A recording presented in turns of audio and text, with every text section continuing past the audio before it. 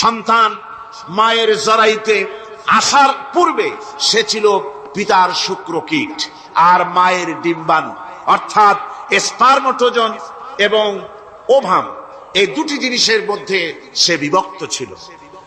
মায়ের বক্ষপিঞ্জর এবং পিতার পৃষ্ঠদেশ থেকে সবেগে নির্গত এক ফোঁটা পানি দিয়ে আমি আল্লাহ পাক তোমাকে সৃষ্টি করেছি। কোরআনে কারীম বলছে, হাল আতা আলাল ইনসানি হিনুম মিনাদ দাহরি লাম ইয়াকুন শাইআম মাযকুরা। মানুষের জীবনে কি এমন এক সময় এসেছিল না যখন সে উল্লেখযোগ্য বিষয় বস্তু হিসাবে পরিগণিত ছিল না? তোমার নাম ছিল না, পরিচয় ছিল না, কিছুই ছিল না, দুনিয়ার কেউ তোমাকে জানতো না, শুনতো না। আমি আল্লাহ পাক তোমাকে সৃষ্টি করেছি। তুমি কোত্থেকে এলে? কোরআনে কারীম থেকে তা জেনে নাও।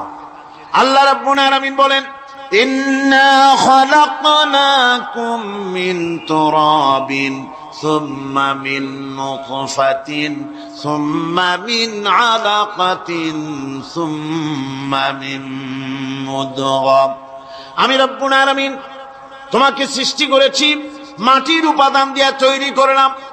মা বাপের, পুরুষের স্পার্মটোজন আর মহিলাদের ওভাম দুটোতে মিলে মায়ের গর্ভের ভিতরে নাপাক পানি ফোঁটাকে জমাট রক্তে পরিণত করে দিলাম। এই জমাট রক্তকে গোশত বানালাম, কচি কচি হাড় দিয়ে একটা বডি, একটা স্ট্রাকচার তৈরি করলাম। তারপরে ফাকাসাউনাল ইযামা লাহমা, গোশত দিয়ে, রগ দিয়ে, চামড়া দিয়ে সুন্দর করে ছাউনি দিয়া মায়ের গর্ভের ভিতরে আমি আল্লাহ রব্বুল আলামিন তোমাকে বানাইছি। মায়ের পেটের ভিতরে ফি কারারিম মাকিন, একটি সুরক্ষিত জায়গায় তোমাকে আমি রেখে দিলাম, যেখানে কোনো রোগ, কোন জার্ম যেখানে পৌঁছতে পারবে না, কোনো অসুবিধা হবে না। এমন একটা জায়গায়, এমন একটা ইন্টেনসিভ কেয়ার ইউনিটের ভিতরে রেখেছি। সুবহানাল্লাহ। একটা ইন্টেনসিভ কেয়ার ইউনিট যেখানে কোন রকমের কোন জার্ম প্রবেশ করে বা করবার কোনো ক্ষমতা নাই কারো। এমন একটা যে একটা প্যাকেট, সুন্দর একটা প্যাকেট, একটা কভারের মধ্যে তোমাকে তৈরি করা হলো মায়ের পেটের মধ্যে। তারপরে আজকে তুমি কুফরি করতেছো, আজকে আমাকে অস্বীকার করছো। ওই গর্ভের ভেতরে আমি ইচ্ছে করলে রক্তের পিণ্ডের আকারে মায়ের গর্ভ থেকে আবর্ষণ করে দিতে পারতাম, দুনিয়ার মুখ দেখতে পারতে না। মায়ের পেটের ভেতর থেকে মরা সন্তান হিসাবে বের করে দিতে পারতাম, বিকলাঙ্গ করে বের করে দিতে পারতাম, পঙ্গু করে বের করতে পারতাম। পারতেন না? আল্লাহ রাব্বুল আলামিন বলেন, কেমনে বানালাম? খালাকাল ইনসান, মানুষ আমি সৃষ্টি করেছি। মায়ের পেটের ভিতরে বসে যখন ক্ষুধার উদ্রেক হলো, রুহু যখন এসে গেল, ক্ষুধা লাগলো, খাবারের প্রয়োজন হলো, আমি কেমনে খাওয়ালাম? দুনিয়ার কোন মা বাপ, কোন নেতা, কোন ডাক্তার, কোন চিকিৎসা বিজ্ঞানী মায়ের পেটের সন্তানের খাবার সরবরাহ করতে পারে না। আল্লাহ পাক বলেন, তুমি কি খাবে? ব্যবস্থা আমি করেছি। মায়ের মাসিক অসুখকে বন্ধ করে দিয়ে মায়ের নাভির সঙ্গে তোমার নাভির সাথে তার লাগাইয়া দিয়েছি, আর ওই তারের মাধ্যমে রক্ত বের করে দিয়া মায়ের রক্ত দিয়ে তিল তিল করে তোমারে বড় করেছি। রক্তটা মুখে লাগাই নাই, মুখে লাগলে পরে নাপাক রক্ত, মুখটা নাপাক হয়ে যাবে। নাভির ভিতর দিয়ে পাস করে দিলাম, মুখটাকে পবিত্র রেখে দিলাম, যাতে করে দুনিয়ায় আসার পর আমার পবিত্র বানানো মুখখানা দিয়া এই দুনিয়ায় বসে তোমার আল্লাহর পবিত্র নামের জিকির করতে পারো। এমন সুন্দর করে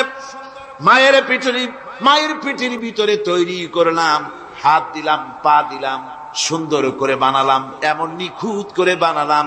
তাকায়া দেখো নিজের দিকে, সুন্দর করে বানালাম। এরপরে কি করলাম?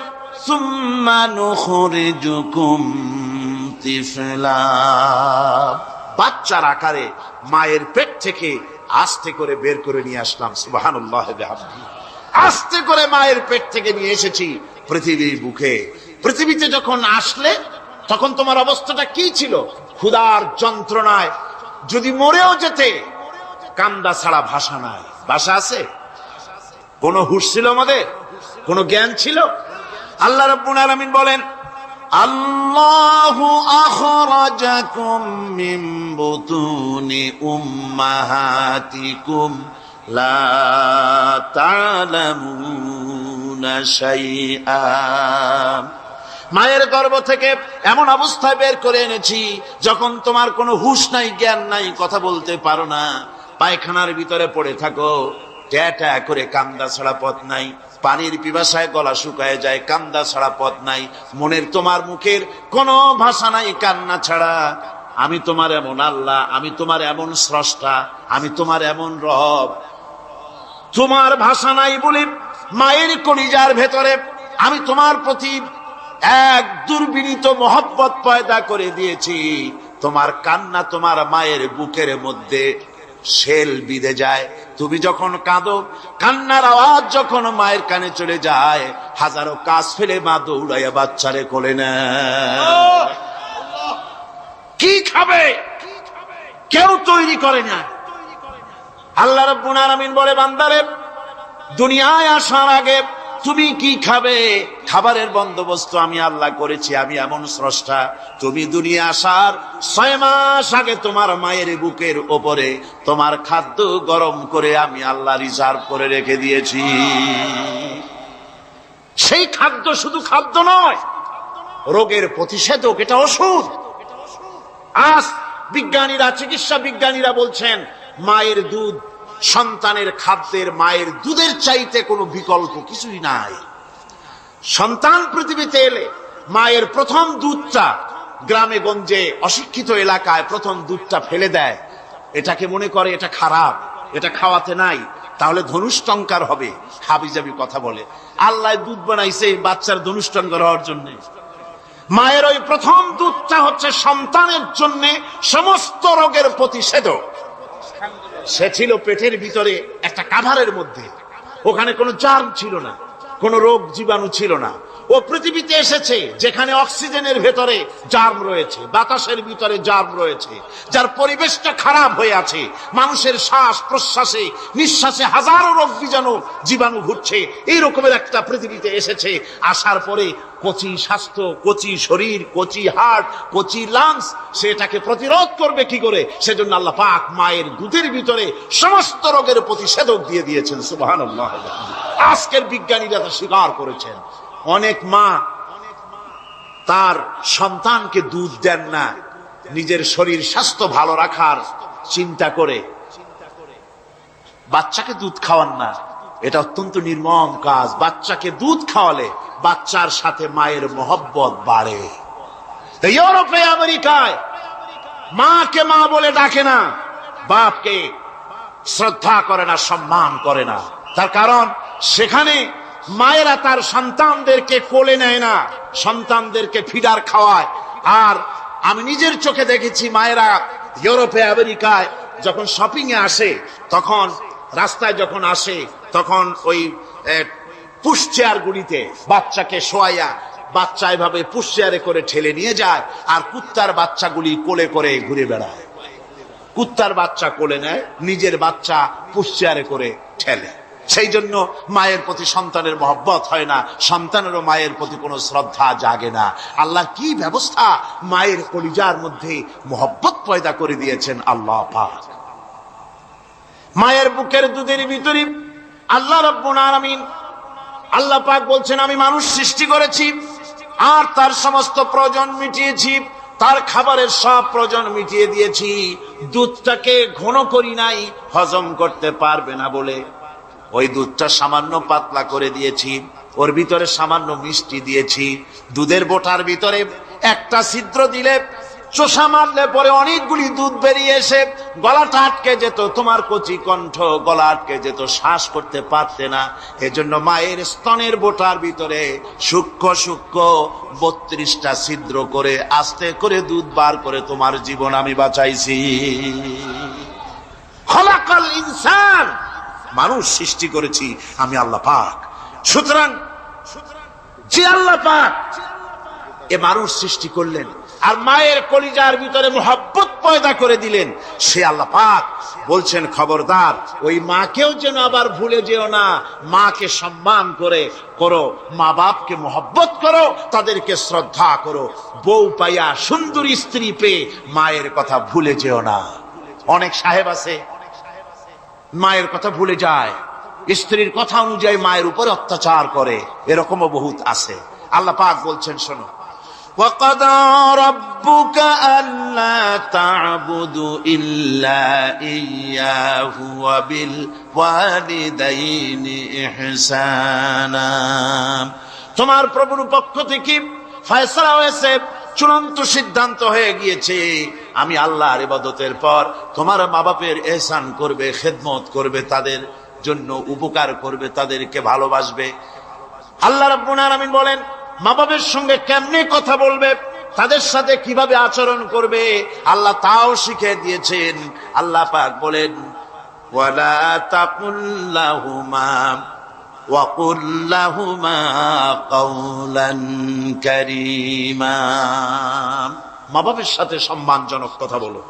ওয়াকুল লাহুমা কাওলান কারীমা, সম্মানজনক কথা বলো, মাথায় ঝাঁকি দিয়ে রাগ করে চোখ মোটা করে কথা বলো না। তুমি সন্তান, তোমার জন্য সবচাইতে বড় পীর তোমার আব্বা তোমার আম্মা, ঠিক কিনা কর? ছেলের জন্য, মেয়ের জন্য, সন্তানের জন্য সবচাইতে বড় পীর কে? বাপ মা। এটা ভালো করে মনে রাখতে হবে। আপনার মাওলানা সাহেবদের দোয়া, পীর সাহেবদের দোয়া কবুল হতেও পারে, নাও হতে পারে, 50-50 সম্ভাবনাও আছে, আবার সম্ভাবনা নাইও। কিন্তু মা বাবার দোয়া কবুল হবে 100% সিউরিটি রয়েছে। রাসূলুল্লাহ বলেছেন 3 জনের দোয়া কবুল হবে, মুস্তাজাবুদ দাওয়া। কয়জনের দোয়া কবুল হবে? আল্লাহ রাব্বুল আলামিনের হাবিব বলেন 3 জনের দোয়া কবুল হবে আল্লাহর দরবারে। তার মধ্যে একজন হলেন মাজলুম ব্যক্তি, যে ব্যক্তি অত্যাচারিত, যে ব্যক্তি মুসাফির, প্রবাসী, তার দোয়া কবুল হবে।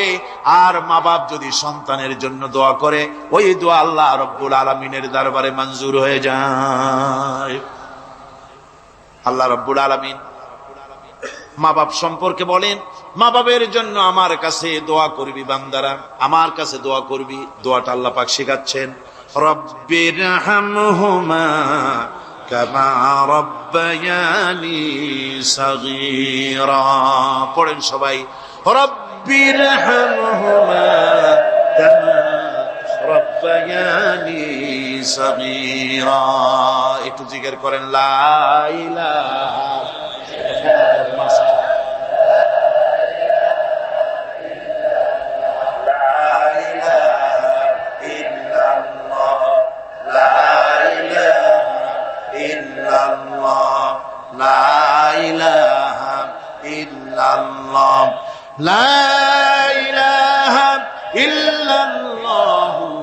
মুহাম্মাদুর রাসূলুল্লাহ।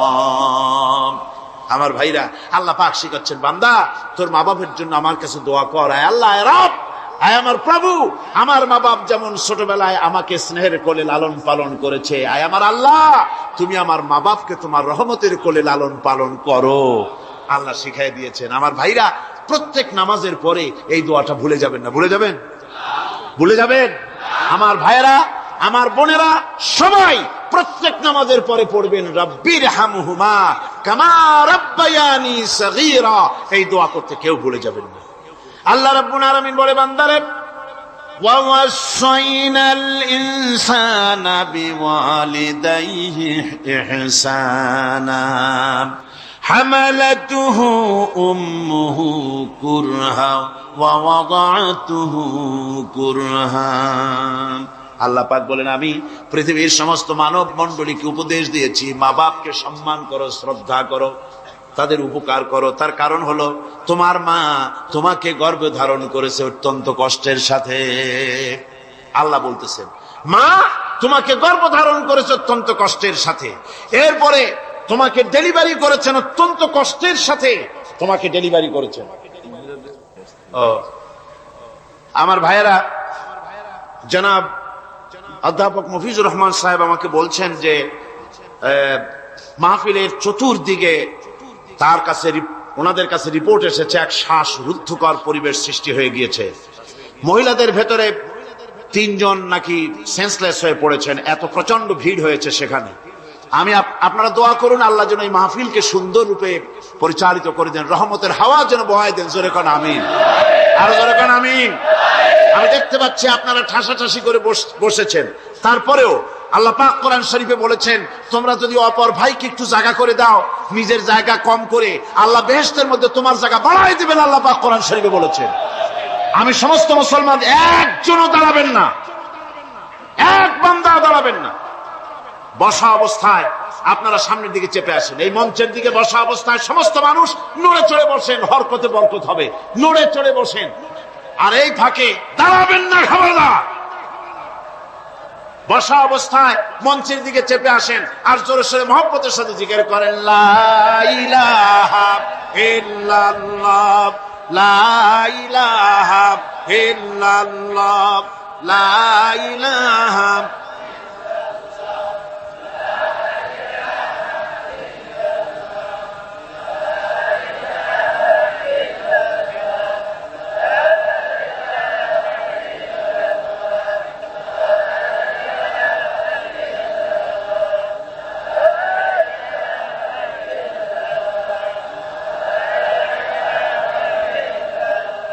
লা ইলাহা ইল্লাল্লাহ, লা ইলাহা ইল্লাল্লাহ, লা ইলাহা ইল্লাল্লাহ।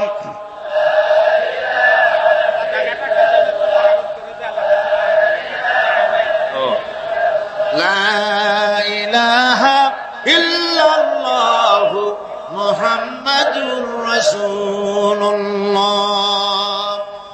মোহতারাম বন্ধুবর, হযরত মাওলানা শামসুদ্দিন সাহেব মদ্দাজিল্লুহু বলছেন যে আল্লাহর কাছে দোয়া করেন না আল্লাহ মাঠটারে বড় করে দিক। আল্লাহ পারেন না? পারেন না? অবশ্যই পারেন। আল্লাহ পাক সকলের জন্য আসান করে দিক। তবে মনে রাখবেন, এত বড় রহমতের মাহফিল জীবনে আর একবার পাবো কোনো নিশ্চয়তা নাই। আহা, কোনো নিশ্চয়তা নাই। এত বড় বরকতের মাহফিল, রহমতের মাহফিল, জান ভরে শুনুন আর আরাম করে বসুন, হাঁটা চলা বন্ধ করুন। নিতান্ত প্রাকৃতিক কারণ ছাড়া ওঠা বসা করার চেষ্টা না করাটাই ভালো। আল্লাহ পাক বলছেন আমি গোটা বিশ্বের সমস্ত মানব মণ্ডলীকে উপদেশ দিয়েছি মা বাপের খেদমত করো, সম্মান করো। কেন? মা তোমাকে পেটে ধারণ করেছে বড় কষ্টের সাথে। কে বলছেন এ কথা? আমার আল্লাহ বলতেছেন পেটে ধরতে খুব কষ্ট হয়েছে। আপনাকে পেটে রেখে মায়ের কত কষ্ট হয়েছে সে কথা বোঝার জন্য আপনার গর্ভবতী স্ত্রীর দিকে তাকায় দেখেন। আপনার স্ত্রী যখন গর্ভবতী হবে তখন দেখবেন তার অবস্থাটা কি, ওইটা দেখে আপনি আন্দাজ করতে পারবেন আপনার মায়ের কত কষ্ট হয়েছিল। গভীর রাত্রে মানুষ সব ঘুমায় যায়, গর্ভবতী মা ঘুমাতে পারে না। সন্তান পেটের ভিতরে হাঁটু দিয়া গুতা মেরেছে, পা দিয়া লাথি মেরেছে। মা চরম শীতের রাত্রে, প্রচন্ড শীতের রাতে গায়ের লেপটা সরায় দিয়া মা একবার দাঁড়ায় আর একবার বসে, একবার দেওয়ালের সাথে হেলান দিয়া দাঁড়ায়, কষ্ট করে রাতটারে কাটায় দেয়। আবার সারাদিন সংসারের জন্য কাজ করেছেন, রান্না বান্না করেছেন মা, সকলকে খাওয়াইয়া মা শেষের দিকে খেতে গেছেন। যখন নিজে খেতে গেলেন, খাবারের ক্ষুধা নিয়ে, পেট ক্ষুধা নিয়ে খেতে বসেছেন, পেটের ভিতরে সন্তান লাথি মেরেছে, পেটের মধ্যে ঘুষা মেরেছে, হাঁটু দিয়া গুতা মেরেছে। ভরা পেটে, পেটের ভিতরে সন্তান গুতা মারলো হাঁটু দিয়া, মাথা দিয়া। মা ক্ষুধা রয়েছে, পেটে খেতে পারলেন না, বেদনা শুরু হয়েছে। খাবারের থালাটা ঠেলে দিয়ে মা দাঁড়ালেন, বসলেন, চোখের পানি ফেললেন। এভাবে করে মা একটা দুইটা দিন নয়, 10টি মাস পর্যন্ত সন্তানটাকে পেটের মধ্যে নিয়ে, একটা জীবিত মানুষ আর একটা জীবিত সন্তান পেটের মধ্যে নিয়ে নড়াচড়া করছেন, চলাফেরা করছেন। কিতাবের মধ্যে এসেছে রাতের বেলায় মা যে ঘুমাতে পারেন না সন্তানের নড়াচড়ার কারণে, রাত ভর ইবাদত করলে যত সওয়াব পাওয়া যেত আল্লাহ ওই সওয়াব মায়ের আমলনামায় লিখে দেন। সন্তান পেটে থাকার কারণে খেতে পারে না, পেট ভরে ক্ষুধায় কষ্ট পায় মা, এই জন্যে 10 মাস ধরে রোজা রাখলে যে সওয়াব হতো আল্লাহ রাব্বুল আলামিন মায়ের আমলনামায় রোজার সওয়াব লিখে দেন। 10 মাস পুরে গেল, সন্তান ডেলিভারির সময়ে চলে এলো, মায়ের মন বিমর্ষ, সন্তান ডেলিভারি হবে, না জানি মরে যায় নাকি, না জানি অপারেশন লাগে নাকি, কি অবস্থা হবে, মা খেতে পারে না, মুখটা শুকায়া যায়। ডেলিভারির সময় যখন আসে, মা বাবার কাছ থেকে বিদায় নিয়ে যায়, স্বামীকে একান্তে গোপনে ডেকে নিয়ে বলে, প্রাণের স্বামী, দীর্ঘদিন একসঙ্গে ঘর কন্যা করেছি, অপরাধ হয়ে যেতে পারে, আমারে মাফ করে দিও। আমার মনে হয় এবার আমি আর বাঁচবো না, সংসার থাকলো চাবি থাকলো সব বুঝে নাও, আমারে মাফ করে দিও। মা চলে গেল সতিকা গৃহে, ক্লিনিকে চলে গেল, অপারেশন থিয়েটারে চলে গেল, অথবা ডেলিভারির জায়গায় চলে গেল। ডেলিভারি পেইন শুরু হয়ে গেল, বেদনা শুরু হয়ে গেল। এক একটা বেদনা যেন মায়ের এক একটা মৃত্যু যন্ত্রণা শুরু হয়ে যায়। এমন যন্ত্রণা, প্রসব বেদনা দুনিয়ার ভুক্তভোগী মা ছাড়া আর কেউ জানে না। এই চরম বেদনার ভেতর দিয়ে, চরম কষ্টের ভিতরে মা যখন একটা বাচ্চা প্রসব করলো, জিহাদের ময়দানের মতো মা রক্তাক্ত হয়ে গেলেন, সন্তান দুনিয়ায় এলো। মা তখন অস্থির থাকেন, এত বড় বিরাট কষ্টের ভিতরে আল্লাহ রাব্বুল আলামিন বলেন, সন্তান যখন ডেলিভারি হয়ে গেল, মায়ের মনের ভিতরে আমি তখন এই ফিলিংস, এই টেন্ডেন্সি জাগ্রত করে দিই, দেখ কি হয়েছে। মা তখন দেখতে চায় কি হয়েছে। মায়ের সামনে যখন এত কষ্টের, হৃদয় রিংগ্রণ, কলিজার 32টি নাড়ি ছেঁড়া যন্ত্রণা আর সন্তান যখন মায়ের চোখের সামনে আসে, আল্লাহ পাক বলেন, মা যখন তার ছেলের মুখের দিকে তাকায়, মেয়ের মুখের দিকে তাকায়, আল্লাহ বলেন 10 মাসের পেটে ধরা কষ্ট আর ডেলিভারির সব কষ্ট মায়ের মন থেকে মুছে ফেলে দেই। আল্লাহ রাব্বুল আলামিন বলেন, খবরদার দুনিয়ার মানুষ, এমন মায়ের সাথে নাফরমানি করবি না, এ মায়ের সাথে নাফরমানি করবি না, মাকে সম্মান করবি, মার কাছে দোয়া চাবি। দুনিয়ায় যদি সম্মান চাও, রিজেক্ট চাও, মায়ের পায়ে ধরে কাঁদো। মায়ের জাতি অনেক সম্মান তার। রাসূল করিম সাল্লাল্লাহু আলাইহি সাল্লামকে প্রশ্ন করা হয়েছে, হুজুর খেদমত করবো কার? হুজুর কয় মায়ের। তারপরে কার? হুজুর কয় মায়ের।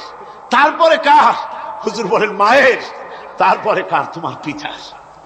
3 গুণ। তোর মায়ের মর্যাদা 3 গুণ বেশি, তোর বাপের চাইতে মর্যাদা বেশি। সুবহানাল্লাহ পড়ে। আর আজকে ইসলামের শত্রুরা তারা বলে যে ইসলাম নারীর অধিকার আদায় করে নাই। নারীর অধিকার ইসলাম দেয় নাই তো কে দিয়েছে? আমার বন্ধুগণ, বিশ্বনবী জনাব মুহাম্মদ রাসূলুল্লাহ সাল্লাল্লাহু আলাইহি ওয়াসাল্লাম মসজিদে নববীর ভিতরে বসে আছেন। এক বৃদ্ধা মহিলা মসজিদের মধ্যে প্রবেশ করলেন। হুজুর বৃদ্ধাকে দেখে দাঁড়ায় গেলেন, বিশ্বনবী বুড়ি মেয়ে লোককে দেখে দাঁড়ায় গেলেন। আল্লাহর নবী বুড়িকে দেখে দাঁড়ালেন। বুড়ি যখন কাছে এলেন, আল্লাহর নবী নিজের গায়ের চাদর বুড়ির জন্য বিছায়া দিলেন। বুড়ি বসলেন। এরপরে কথাবার্তা সারার পর বুড়ি যখন বিদায় হবেন, হুজুর আবার দাঁড়ালেন। বুড়ি মহিলা চলে গেলেন। সাহাবায়ে কেরাম বলেন, ইয়া রাসূলুল্লাহ, কিছুই বুঝলাম না, একজন বৃদ্ধা মহিলার জন্য বিশ্বনবী দাঁড়ান আর গায়ের চাদর বিছান, আমরা বড় আশ্চর্য হয়ে গেলাম। নবীজি বলেন, ও আমার সাহাবীরা, তোমরা জানো না এই মহিলা কি চিনতে পারো নাই? আমি আমার মায়ের দুধ আমার জীবনে কিসমতে তেমন হয় নাই। আমি আমার মায়ের দুধ তেমন কিসমতে পাই নাই। যার বুকে দুধ খেয়ে, যার কোলে কাখে চড়ে আমি বড় হয়েছি, আমার সেই দুধ মা ইনি হযরতে হালিমাতুস সাদিয়া, আমার সেই দুধ মা। রাসূলুল্লাহ নিজে সম্মান দিয়েছেন মায়ের। খবরদার মাকে অসম্মান করবেন না, মাকে সম্মান করবেন, মাকে শ্রদ্ধা করবেন। আমার বন্ধুগণ, আলেম ওলামা পীর বুজুর্গদের জন্য হাদিয়া তো দেন আপনারা, কোনো নিষেধ নাই, দেন। হাদিয়া দেওয়াও সুন্নত, নেওয়াও সুন্নত, দিবেন, আমি কোনো নিষেধ করি না। কিন্তু আমি বলতে চাই, পীর বুজুর্গদের কাছে, আলেম ওলামাদের কাছে হাদিয়া দিয়া আল্লাহরে যত না খুশি করতে পারবেন, এই ডালিম বেদানার মৌসুমে বেদানা একটা ভেঙে নিজ হাতে যদি মায়ের মুখে তুলে দেন, আল্লাহর আরশ খুশি হয়ে যাবে, আল্লাহর আশীর্বাদ খুশি হয়ে যাবে, আল্লাহ পাক খুশি হয়ে যাবে। মায়েরে খাওয়াও, বাপকে খাওয়াও, তোমার সবচেয়ে বড় পীর তিনি। সুবহানাল্লাহ পড়ে, সুবহানাল্লাহ। মা বাপ যদি একটু দোয়া করে দেয়, তোমার জিন্দেগির কাম শেষ। একটু বদদোয়া করলে জাহান্নামে যাবা। কোন পীর সাহেব বদদোয়া করলে জাহান্নামে যাবে এমন কথা নয়। কোন মাওলানা বদদোয়া করলে দোজখে যাবে এমন কথা নয়। রাসূল বলেছেন, হুমা জান্নাতুকা ওয়া নারুকা। মা বাপ তোমার বেহেশত, মা বাপ তোমার জাহান্নাম। মা বাপ যদি অসন্তুষ্ট হয়, দোজখে যাবি, আর মা বাপ যদি খুশি, আল্লাহর জান্নাতে চলে যাবি। সুবহানাল্লাহ, সুবহানাল্লাহ, সুবহানাল্লাহ। মায়ের পায়ের তলে তোর বেহেশত। আমরা পুরুষ, আমাদের গত বছরও বলেছি, আমরা পুরুষ, আমাদের পায়ের তলে জুতা। আমাদের পায়ের তলে কি? শুধু জুতা। আর আমার মা, আমার মায়ের জাতি যারা এই প্যান্ডেলে বসে আছেন, আমার মায়েরা, বোনেরা, মায়ের জাতি যারা পৃথিবীতে, মায়ের জাতির পায়ের তলে আল্লাহর বেহেশত। সুবহানাল্লাহ। নারীর মর্যাদা ইসলাম দেয় নাই, কে দিয়েছে? আল্লাহ দিয়েছেন, আল্লাহ রাসূল দিয়েছেন। আমার বন্ধুগণ, হযরত বাইজিদ বুস্তামি, ছোট্ট বাচ্চা ছেলে, গভীর রাত্রে মা অসুস্থ, পানির পিপাসায় জেগে উঠেছেন। বাবারে, পিপাসায় শেষ হয়ে গেলাম, পানি দাও। ছেলে ঘরের ভিতরে পানি না পেয়ে বাইরে দৌড়াদৌড়ি করলেন। অনেক দূর থেকে পানি নিয়ে এসে দেখেন মা ঘুমায় গেছেন। পানি নিয়ে দাঁড়ানো, পৌষ মাস, মাঘ মাসের শীতের রাত, ফজরের সময় মায়ের ঘুম ভেঙে গেল। তাকিয়ে দেখেন বাইজিদ দাঁড়ানো, হাতে পানি থরথর করে কাঁপছে। জিজ্ঞাসা করে, বাইজিদ তুমি দাঁড়ানো কেন? ছোট্ট বাচ্চা বলে, মা পানি চেয়েছিলে তুমি গভীর রাত্রে, পানি ঘরে ছিল না, অনেক দূর থেকে আনতে হয়েছে। মা বলছে, ঘুমাও নাই কেন গ্লাস থুইয়া? বাচ্চা বলে, ঘুমাই নাই। তুমি যদি আবার পানি চাও, সময় মতো যদি দিতে না পারি, মা তোমার কষ্ট হবে। এই জন্য ফজর পর্যন্ত আমি দাঁড়ায় আছি, কখন তুমি পানি চাও। মা হাতের থেকে পানি নিয়ে পান করলেন। বাইজিদকে বিছানার উপরে আরাম করে কম্বল দিয়া ঘুম পড়াইয়া দিলেন। হযরত বাইজিদের মা উযু করে ফজরের নামাজ পড়ে সিজদায় চলে গেলেন। চিৎকার মেরে কেঁদে বলেন, আমার রব, আমার আল্লাহ, আমি আমার বাইজিদের মা, আমি মা হয়ে বাইজিদের জন্য দোয়া করি। বাইজিদ আমার জন্য আজকে যা করেছে, আমি মা, আমার কলিজা ঠান্ডা হয়ে গেছে। আয় আল্লাহ, আমি বাইজিদের জন্য দোয়া করি, তুমি তাকে সুলতানুল আরিফিন বানাইয়া দিও। মঞ্জুর হয়ে গেল আল্লাহ পাকের কাছে দোয়া। আমার ভাইরা, আল্লাহ পাক বলছেন, খবরদার, আমার ইবাদতের পরে মা বাপ, আল্লাহর ইবাদতের পরে কারা? মা বাপ। মা বাপকে সম্মান করো, শ্রদ্ধা করো, মোহাব্বত করো, কিসমত খুলে যাবে, কিসমত খুলে যাবে। মা বাপকে সম্মান করো। হযরত আবু হুরায়রা রাদিয়াল্লাহু তাআলা আনহু রাসূলের সামনে এসে কাঁদতেছেন। হুজুর বলছেন, আবু হুরায়রা কাঁদো কেন? কাঁদো কেন? রাতের বেলা কাঁদো কেন? হযরত আবু হুরায়রা বলছেন, হুজুর আমাকে মা মেরেছেন। হুজুর বলছেন, মা মারলো কেন? কোন অপরাধ করেছো? কোন গোস্তাখি করেছো? আবু হুরায়রা বলছেন, না হুজুর, কোন গোস্তাখি করি নাই। তবে মারলো কেন? হযরত আবু হুরায়রা বলছেন, হুজুর আমি আপনার দরবার থেকে ফিরতে রাত হয়ে গিয়েছিল। মা জিজ্ঞেস করলেন, আবু হুরায়রা এত রাত্রে কোথায় ছিলি? বললাম, আমি ছিলাম যে কদম চুমতে পারলে দুনিয়া ধন্য হয়, সেই দরবারে নববীর কদম মোবারক থেকে আসতে আমার দেরি হয়েছে। আমার মা মুশরিকা, আপনার নাম শুনে তার গায়ে আগুন জ্বলে উঠলো, আমাকে ধরে মারা আরম্ভ করলো। বলল, হয় আমার বাড়ি ছাড়বি, আর না হয় মুহাম্মদ সাল্লাল্লাহু আলাইহি ওয়াসাল্লামের দরবার ছাড়বি। আমি বললাম, আমার মা, তুমি বুড়ি মানুষ, তোমার গায়ে যত শক্তি আছে সমস্ত শক্তি দিয়ে আমারে পিটাও, আমারে মারো, মারতে মারতে আমাকে বাড়ি থেকে তুমি বের করে দাও। তোমার বাড়ি শুদ্ধ, তাম দুনিয়া ছেড়ে দিতে পারি, আল্লাহর নবীর কদম মোবারক ছেড়ে দিতে পারি না। তোমার মা তোমাকে মেরেছে, তুমি আমার কাছে নালিশ করছো? আমার তো এখানে ইন্টারফেয়ার করার কিছু নেই। সুবহানাল্লাহ, সুবহানাল্লাহ। মা তোমাকে মেরেছে, এখানে আমার করার কিচ্ছু নাই। বিশ্ব নবী বলছেন, এত বড় পাওয়ারফুল নবী, লেজিসলেটিভ পাওয়ার, সারে আল্লাহ তাকে বানিয়েছেন শরীয়ত প্রণেতা।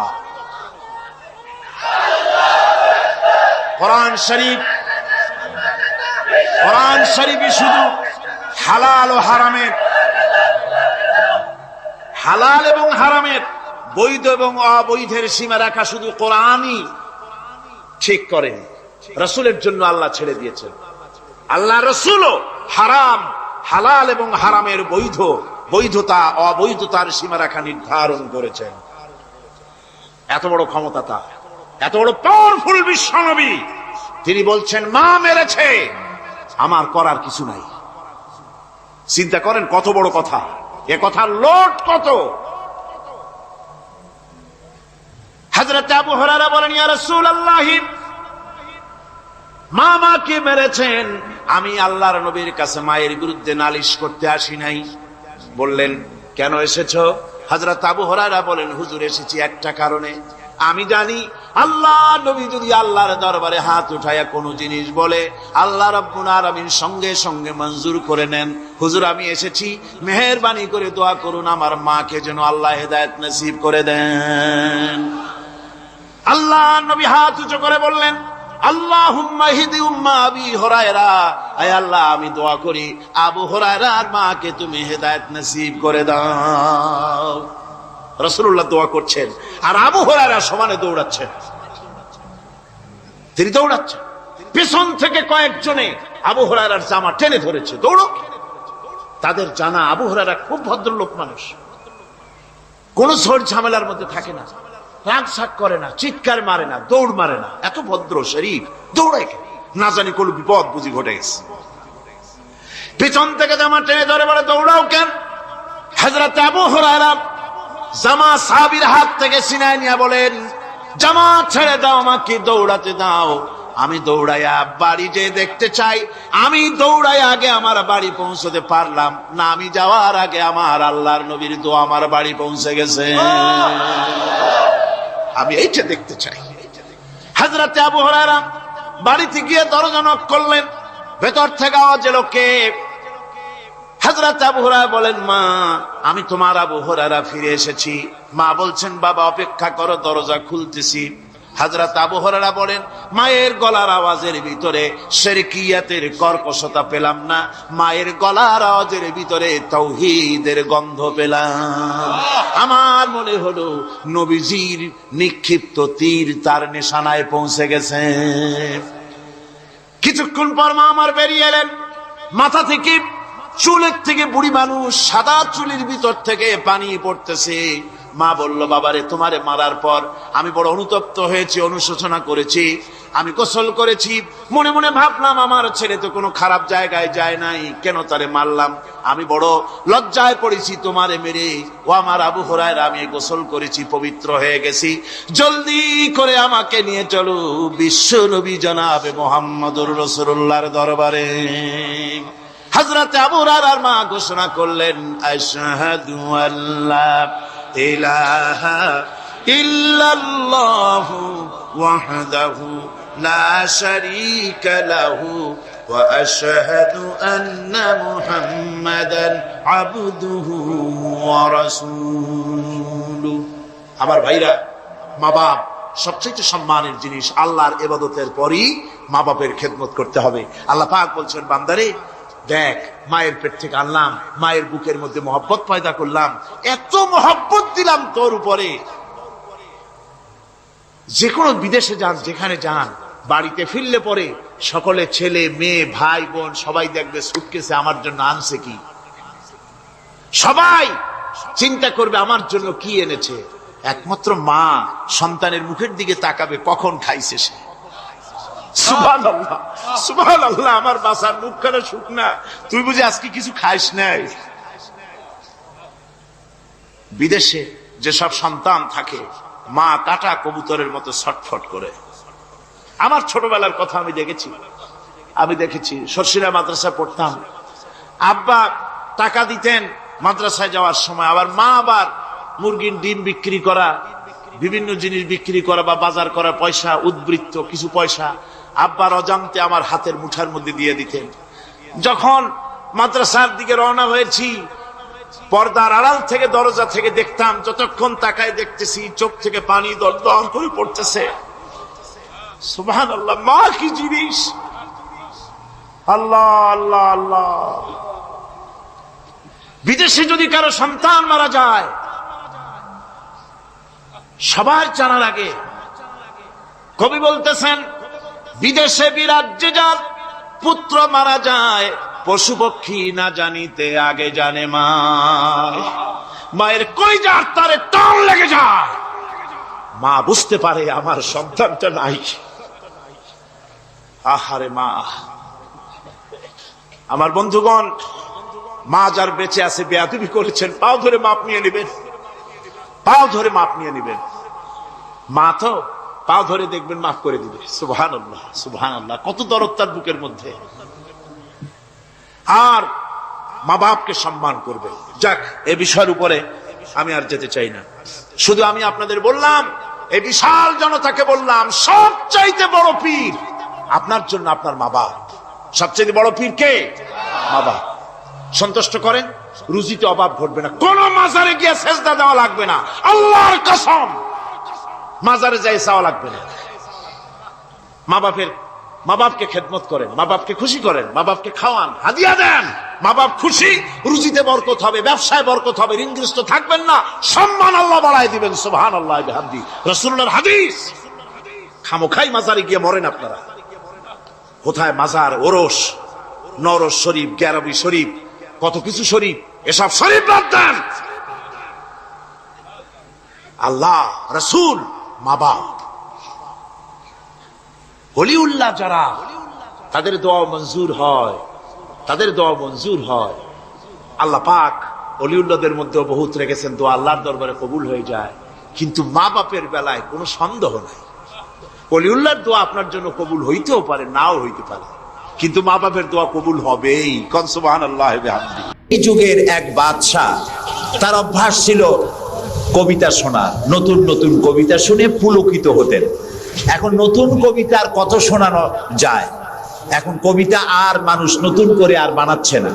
ফলে রাজা তার মন্ত্রীদেরকে ডেকে বলল যে বাজারে শোহরাত করে দাও, যে ব্যক্তি নতুন কবিতা রাজাকে শোনাতে পারবে তাকে 10 সহস্র মুদ্রা পুরস্কার দেওয়া হবে। মন্ত্রীরা বলল, এটা তো সর্বনাশ হবে, এই নতুন কবিতা লোকেরা বানায় আনবে আর আপনি 10 সহস্র করে মুদ্রা দিয়ে দিয়ে রাজভান্ডার তো শেষ হয়ে যাবে। রাজা বলল, না, আমার বুদ্ধি আমার কাছে, তোমরা শুধু এইভাবে ঘোষণাটা দিয়ে দাও, আর 3টা লোক দাও আমাকে, একবার শুনলে মুখস্থ হয় এরকম একজন দাও, 2বার শুনলে মুখস্থ এরকম আরেকজন দাও, 3বার শুনলে মুখস্থ এরকম আরেকজন দাও। স্মৃতিশক্তি সম্পন্ন এরকম 3 জন লোক পাওয়া মোটেই কষ্ট হলো না। বাজারে শোহরাত করে দেওয়া হলো। নতুন নতুন নতুন নতুন কবিতা তৈরি করে কবিরা আসতে লাগলো, দিচ্ছে। আপনারা থামেন না, আমি তো বলে দিয়েছি, ফ্যান সরাই দেন পিছনের দিকে, পিছনে লাগাই দেন আমার পিছনে। এখন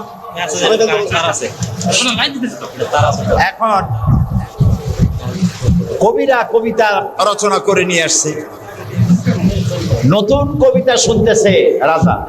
কবিতা শুনে শখ মিটাইয়া রাজা বলছে, এটা কি একটা নতুন কবিতা হলো কবি? এটা তো আমি জানি। কবি কয়েছেন, আপনি জানবেন কি? এগুলো তো আমি তৈরি করেছি, কত হোমওয়ার্ক করে রাত জায়গা কষ্ট করে এটা তৈরি করেছি, আর আপনি বলছেন আমি জানি। বাদশা বলছে, শুধু আমি না, তোমার বিশ্বাস হয় না? এই যে আমার পাশে যে সব পারিষদের লোকেরা যারা বসে আছে ওরাও জানে। কবি চ্যালেঞ্জ করলো, অসম্ভব, আমি সারা রাত জেগে জেগে কষ্ট করে রুদ্ধদ্বার কক্ষে বসে বসে কবিতা রচনা করেছি, কারো জানার কথা না। তোমার বিশ্বাস হয় না? ওই যে একবার শুনলে যার মুখস্থ হয় তার বললো, তুমি শোনাও তো। সে দাঁড়ায় শোনাই দিল। দুইবার শুনলে যার মুখস্থ হয় তার তো দুইবার শোনা হয়ে গেছে, বললো তুমি শোনাও, সেও শোনাই দিল। তিনবার শুনলে যার মুখস্থ হয় তার তো তিনবার শোনা হয়েছে, বললো তুমি শোনাও তো, সেও শোনাই দিল। কবি বেচারা বেকুব হয়ে হেঁটে গেল। এরকম কবিদের কাছ থেকে নতুন নতুন কবিতা শুনে শখ মেটাতে মেটাতে এক চালাক কবি অবস্থাটা বুঝে ফেলেছে। সে বুঝে এক কবিতা তৈরি করে এনেছে, এনে বলছে জাহাপানা আমি এক কবিতা এনেছি। বললো না যে নতুন কবিতা এনেছি, কবিতা এনেছে।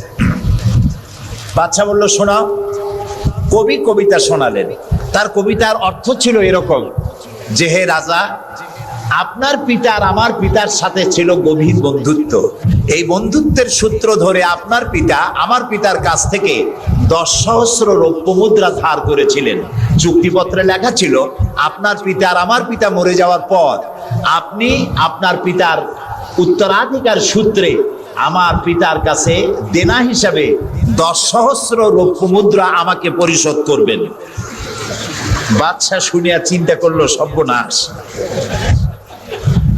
আমি যদি বলি যেটা আমি জানি আর সাথের লোকেরাও জানে, তাহলে তো সাক্ষী প্রমাণ হয়ে গেল, তাহলে তো 10,000 মুদ্রা না রৌপ্য মুদ্রা দেওয়া লাগবে। কি সাংঘাতিক কথা। রাজা তখন বলল, কবি, এতদিনে নতুন একটা কবিতা তুমি আবার শোনালে, যা আমিও জানি না আবার লোকেরাও জানে না। আমি এই গল্পটি আপনাদেরকে শোনালাম এজন্যে যে সেই যুগের লোকেরা যতটা পাগল, আহাম্মক, বেকুব আমরা মনে করি, এরকম বেকুব ছিল না, আহাম্মক ছিল না। তাদের শৌর্য ছিল, তারা স্বাধীন চেতা ছিল, বীরত্বগাথা ছিল তাদের। তারা কারোর অধীনতা স্বীকার করতো না। বুদ্ধি ছিল, প্রজ্ঞা ছিল, মেধা ছিল, সব ছিল। শুধু একটি জিনিসের অভাবে তারা চুরি করত, ডাকাতি করত, জেনা করত, ব্যভিচার করত, হত্যা করত, এগুলিকে কোনো অপরাধ মনে করত না। সেই জিনিসটির নাম ছিল বহির জ্ঞান। সেই জিনিসটির নাম ছিল কি? আল্লাহ রাব্বুল আলামিন সেই যুগে এই মানুষগুলির পরিবর্তনের জন্য, গোটা বিশ্বে শান্তি আনার জন্য, পৃথিবী যখন ধ্বংসের দ্বার প্রান্তে দাঁড়িয়েছে, রহমত ছাড়া পৃথিবীকে আর রক্ষা করা যাবে না, তখন আল্লাহ তাআলা রাসূলকে রহমত হিসেবে পাঠালেন। আল্লাহ তাআলা বলছেন, ওয়ামা আরসালনাকা ইল্লা রাহমাতাল লিল আলামিন। নবী হে, আমি আপনাকে আমার গোটা বিশ্বের জন্য, গোটা সৃষ্টি জগতের জন্য আমি আপনাকে আমার করুণার মূর্ত প্রতীক করে পাঠালাম। সৃষ্টি জগতের জন্য আপনি আমার রহমত। সুবহানাল্লাহ। বর্তমান যে মাসটা চলছে, এই মাসটির নাম আরবি মাস মাহে রবিউল আউয়াল। এই মাসেই আল্লাহ তাআলা পাঠিয়েছিলেন বিশ্বনবী মুহাম্মদুর রাসূলুল্লাহ সাল্লাল্লাহু আলাইহি ওয়াসাল্লামকে। পৃথিবীর মানবতার কল্যাণের জন্য তাকে এই পৃথিবীতে আল্লাহ তাআলা পাঠিয়েছিলেন। আল্লাহ তাআলা কোরআনে কারীমের মধ্যে বলছেন, সূরা আন-নাহল, আল্লাহ তাআলা বলছেন, وعلى الله قصد السبيل ومنها جائر ولو شاء لهداكم أجمعين وعلى الله قصد السبيل। আর সোজা রাস্তা বলে দেওয়ার দায়িত্ব আমি আল্লাহর। সুবহানাল্লাহ বলেন। সোজা রাস্তা বলে দেওয়ার দায়িত্ব কার? আল্লাহ তাআলা বলছেন, সোজা রাস্তা বলে দেওয়ার দায়িত্ব আমার, যেখানে রয়েছে অসংখ্য বাঁকা পথ। ওয়ালাউ শাআ লাহাদাকুম আজমাইন। আর আমি যদি ইচ্ছে করতাম তাহলে গোটা বিশ্বের সমগ্র মানব মণ্ডলীকে আমি হেদায়েত করে দিতাম। এখানে প্রশ্ন ওঠে, তাহলে তিনি হেদায়েত করলেন না কেন? এই যে পৃথিবীতে নানামুখী মানুষ, কেউ আল্লাহ মানে, কেউ মানে না, কেউ নামাজ পড়ে, কেউ পড়ে না, কেউ মদ খায়, জেনা করে, এই যে নানামুখী, নানা চরিত্রের মানুষ, আল্লাহ বলছেন আমি হেদায়েত ইচ্ছে করলে সবাইকে করে দিতে পারতাম, তাহলে তিনি করলেন না কেন? এর কারণ হচ্ছে আল্লাহ তাআলা মানুষকে করেছেন সব থেকে শ্রেষ্ঠ সৃষ্টি। সৃষ্টির সেরা কারা? জোরে বলেন। আচ্ছা, সৃষ্টির সেরাই মানুষ হলো কি করে? মানুষ কি পাখির মতো উড়তে পারে? মানুষ কি চিতাবাঘের মতো দৌড়াতে পারে? মানুষ কি মাছের মতো সাঁতরাতে পারে? মানুষ কি বাঘের মতো ক্ষিপ্রতা, সিংহের মতো হিংস্রতা, সাপের মতো ক্রুদ্ধতা, এগুলি মানুষের মধ্যে কি আছে? নাই। তাহলে মানুষ সৃষ্টির সেরা হলো কিভাবে? বলতে পারেন? সৃষ্টির সেরা হয়েছে তার জ্ঞানের কারণে। আল্লাহ তাআলা চাঁদ সূর্যকে যেভাবে বাধ্য করেছেন তার হুকুম মানার জন্য, আমাদেরকে আল্লাহ তাআলা এভাবে হুকুম মানতে বাধ্য করেন নাই। কোরআন শরীফে আল্লাহ তাআলা বলেছেন, ওয়ালাকাদ কাররামনা বানি আদম। আল্লাহ তাআলা বলেন, আদম সন্তানকে আমি সম্মানিত করেছি। চাঁদ, সূর্য, গ্রহ, নক্ষত্র, সৌররাজি, নবমণ্ডল, ভূমণ্ডল সবকিছু আল্লাহর আইন মানতে বাধ্য না বাধ্য নয়? আল্লাহ তাআলা কোরআনে কারীমে বলেছেন, আফাগায়রা দীনিল্লাহি ইয়াবগুন ওয়া লাহু আসলামা মান ফিস সামাওয়াতি ওয়াল আরদি তাওআন ওয়া কারহা। আফাগায়রা দীনিল্লাহি ইয়াবগুন, তোরা কি আল্লাহর দেওয়া জীবন ব্যবস্থাকে ছেড়ে দিয়ে অন্যের তৈরি করা মতবাদ গ্রহণ করতে চাও?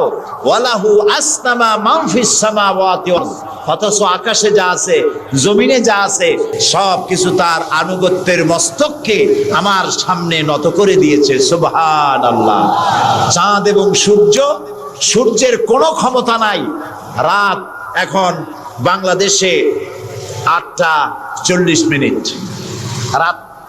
সূর্যের কোনো ক্ষমতা নাই এখন বাংলাদেশে সে উদিত হয়।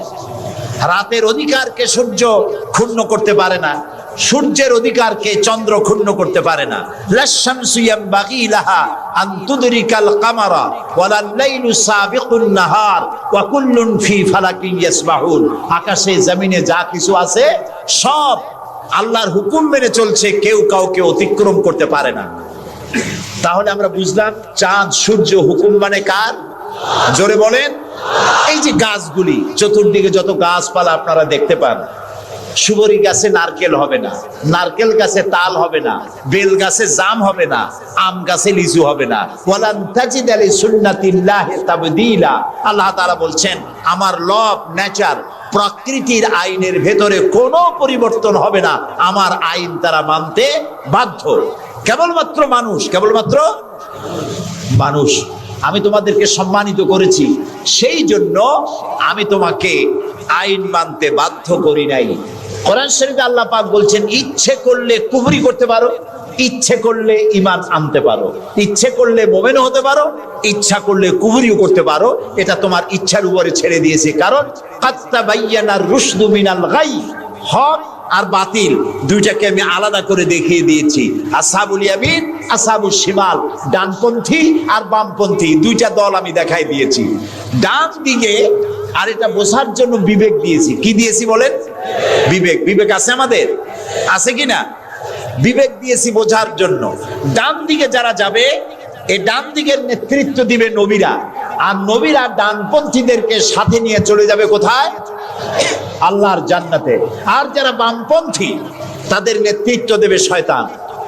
কে দেবে নেতৃত্ব? আমি বুঝি না মুসলমানেরা কেমনে বামপন্থী হয়। আমাদের দেশে কিছু মুসলমান আছে, নামধারী, নাম মুসলমানের, কিন্তু নিজেদের পরিচয় দেয় তারা বামপন্থী। আছেন এরকম? এই সমস্ত বামপন্থীদের নেতৃত্ব দিবে শয়তান, আর এদেরকে নিয়ে শয়তান তাদেরকে নিয়ে যাবে কোথায়? আল্লাহ তাআলা বলছেন, কাদ তাবায়্যানার রুশদু মিনাল গাই, হক এবং বাতিলকে আলাদা করে আমি ভাগ করে দুটি পথকে দেখিয়ে দিয়েছি। এখন তোমার ইচ্ছা আমার উপর ঈমান আনতেও পারো, আর যদি ইচ্ছা হয় আমার সাথে কুফরিও করতে পারো। যেহেতু তুমি গাছ না, সূর্য না, চন্দ্র না, তুমি মানুষ, আমি তোমাকে সম্মান দিয়েছি, সেজন্য তোমার এখতিয়ারে ছেড়ে দিয়েছি আর বিবেকও দিয়েছি। এই বিবেক দিয়ে তুমি বুঝতে পারবা পথ কোনটা। আল্লাহ বলছেন, আমার দায়িত্ব হলো ওয়া আলাল্লাহি কাসদুস সাবিল, সোজা রাস্তা বলে দেওয়ার দায়িত্ব আমার। সুবহানাল্লাহ। আমি বলে দিয়েছি সোজা রাস্তা কোনটি। আল্লাহ তাআলা বলেন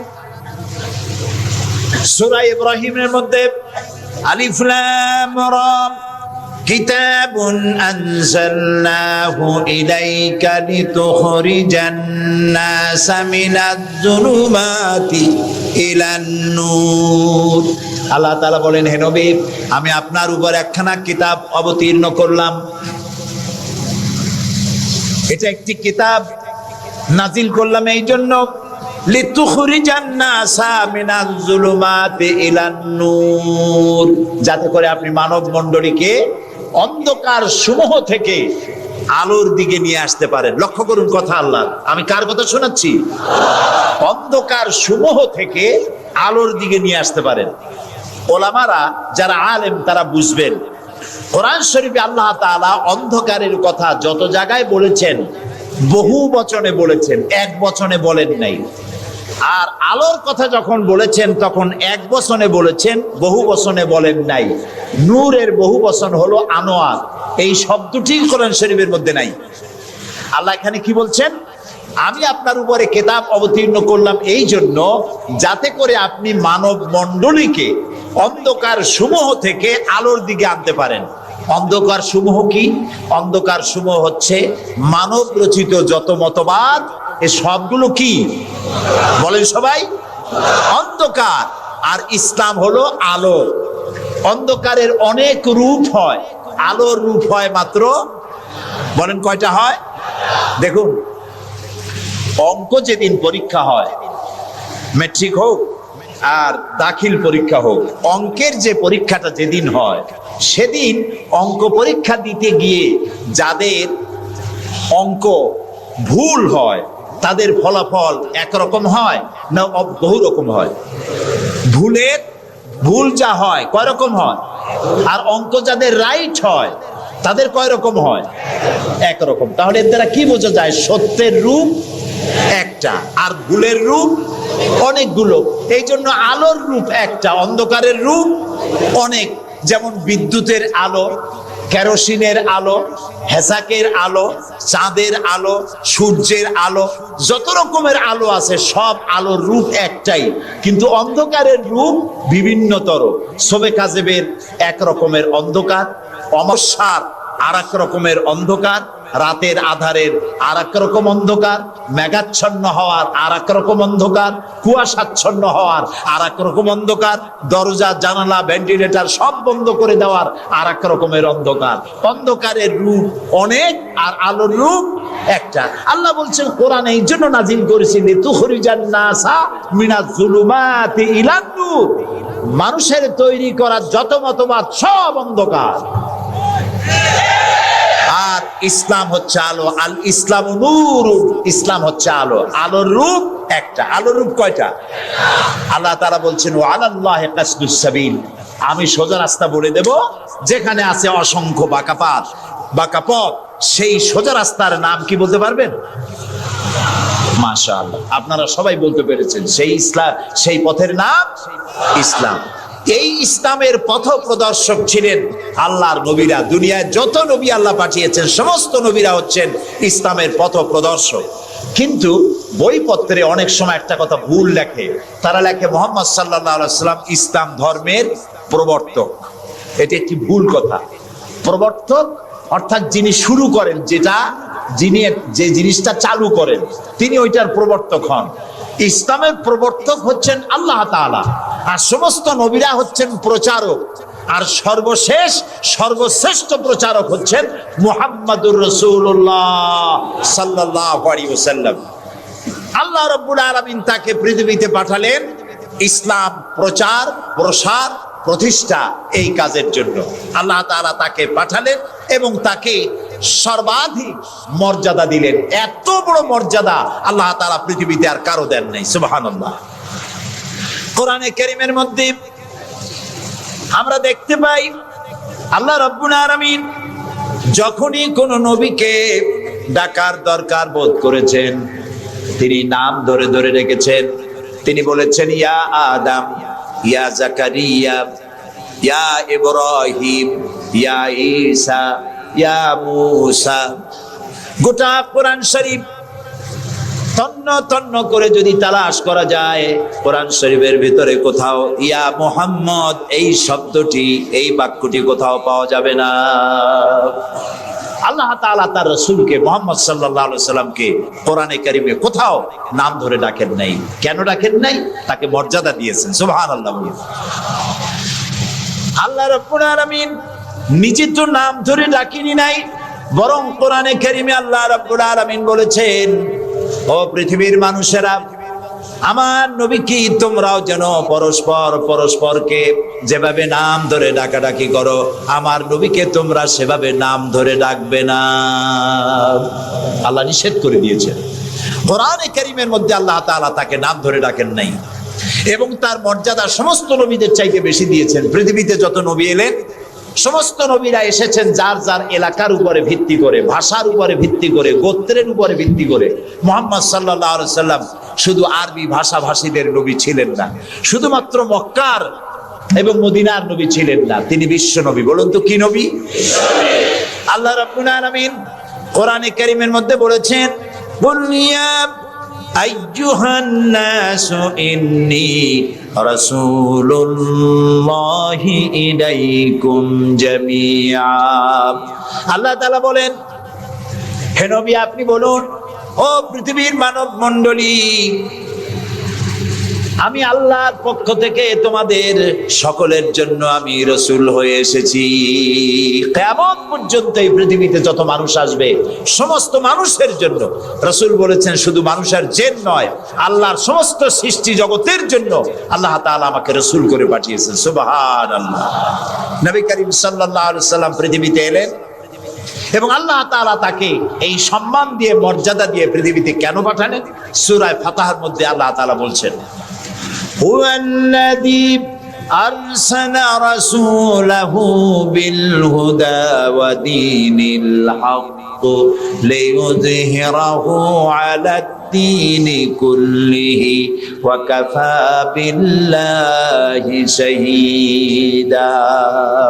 আল্লাহ তাআলা বলেন যে তিনি আল্লাহ, যিনি তার রাসূলকে দ্বীনে হক আর সত্যের বিধান সহকারে পৃথিবীতে পাঠিয়েছেন। কেন? লিইউযহিরাহু আলা দ্বীনি কুল্লিহি, যাতে করে তিনি মানুষের তৈরি করা সকল মতবাদের উপরে ইসলামকে বিজয়ী করে দিতে পারেন। এই জন্য আল্লাহ তাআলা রাসূলকে এই পৃথিবীতে পাঠিয়েছেন। সুবহানাল্লাহ। রাসূলুল্লাহ পৃথিবীতে আসলেন এবং তিনি চরিত্র দিয়ে, যুদ্ধ করে নয়, ইসলাম প্রচার করেছেন কি দিয়ে বলেন? তরবারি দিয়ে নয়। ইসলাম, ইসলাম মানে শান্তি, শান্তির ধর্ম। ইসলাম কিসের ধর্ম? শান্তির ধর্ম। মুসলমান কারা? যারা শান্তি প্রতিষ্ঠা করে তারাই। আর আল্লাহর এক নাম হচ্ছে সালাম। আল্লাহর এক নাম কি বলেন সবাই? সালাম। আল্লাহর নাম শান্তি, ইসলাম শান্তি, মুসলমানেরা চায় শান্তি। সেই শান্তি প্রতিষ্ঠার জন্য মুহাম্মদ সাল্লাল্লাহু আলাইহি সাল্লাম তরবারি দিয়ে ইসলাম আনেন নাই, তিনি ইসলাম এনেছেন তার অনুপম চরিত্র মাধুর্য দিয়ে, ব্যবহার দিয়ে, দিন প্রচার করে তার মাধ্যমে জনগণকে ইসলামের মধ্যে এনেছেন। কথা উঠতে পারে তাহলে যুদ্ধগুলো হলো কেন? বদর, ওহদ, হুনাইন, তাবুক, এগুলো ইয়ারমুক, কেন এই যুদ্ধগুলো হলো? এসব যুদ্ধ ছিল ডিফেন্সিভ। পৃথিবীর কোন ঐতিহাসিক কোন ব্যক্তি বলতে পারবে না যে মুহাম্মদ সাল্লাল্লাহু আলাইহি সাল্লাম সর্বপ্রথম আক্রমণকারী হয়েছেন কোন যুদ্ধে। বলতে পারবে কেউ? বলতে পারবে? তিনি তা করেননি।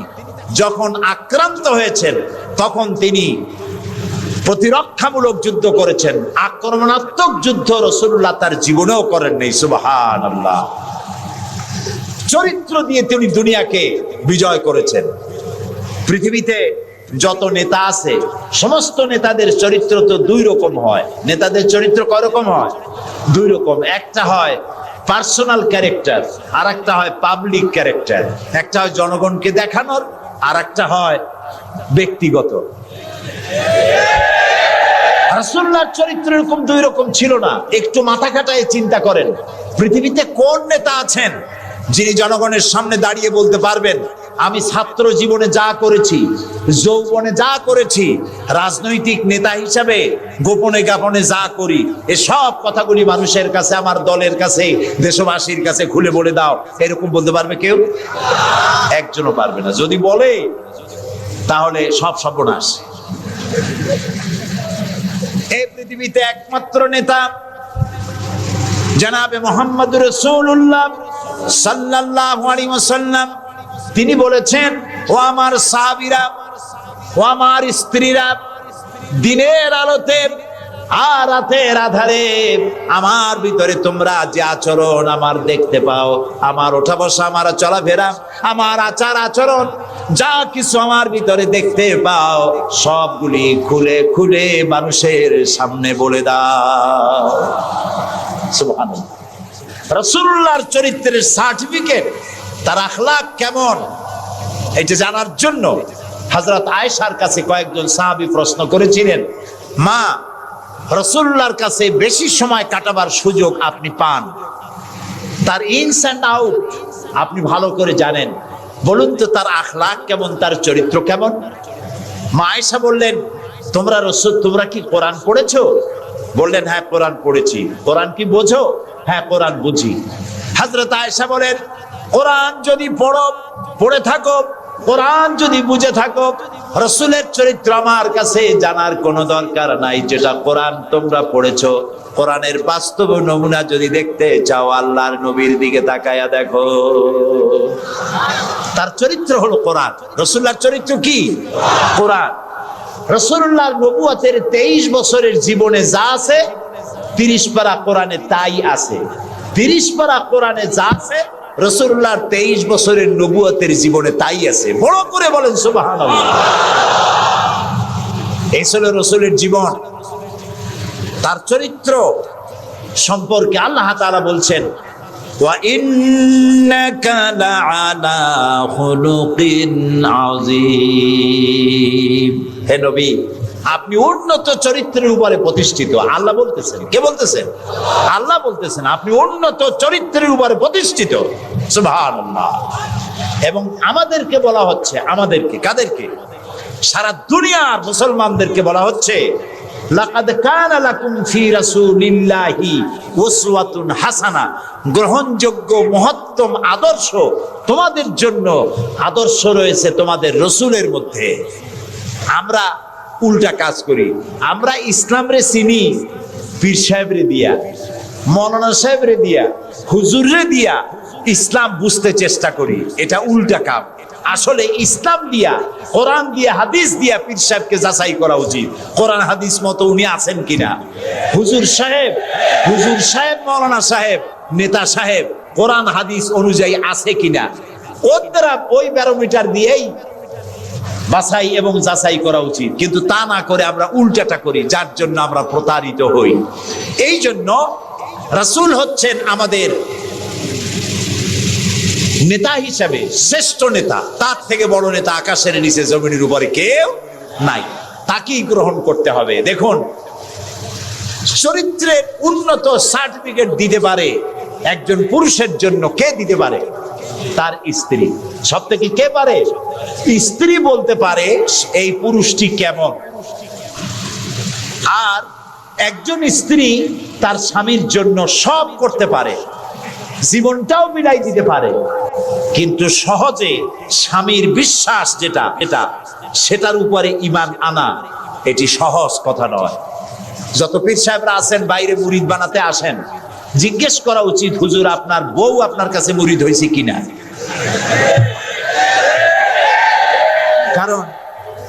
কারণ বউ জানে। বাইরে এসে যতই হুজুর অনেক কিছু নামের আগে মেজবাউল আরেফিন, সিরাজুস সালিকিন, তারপরে কি কুতুবে রব্বানি, গাউসে সামদানি,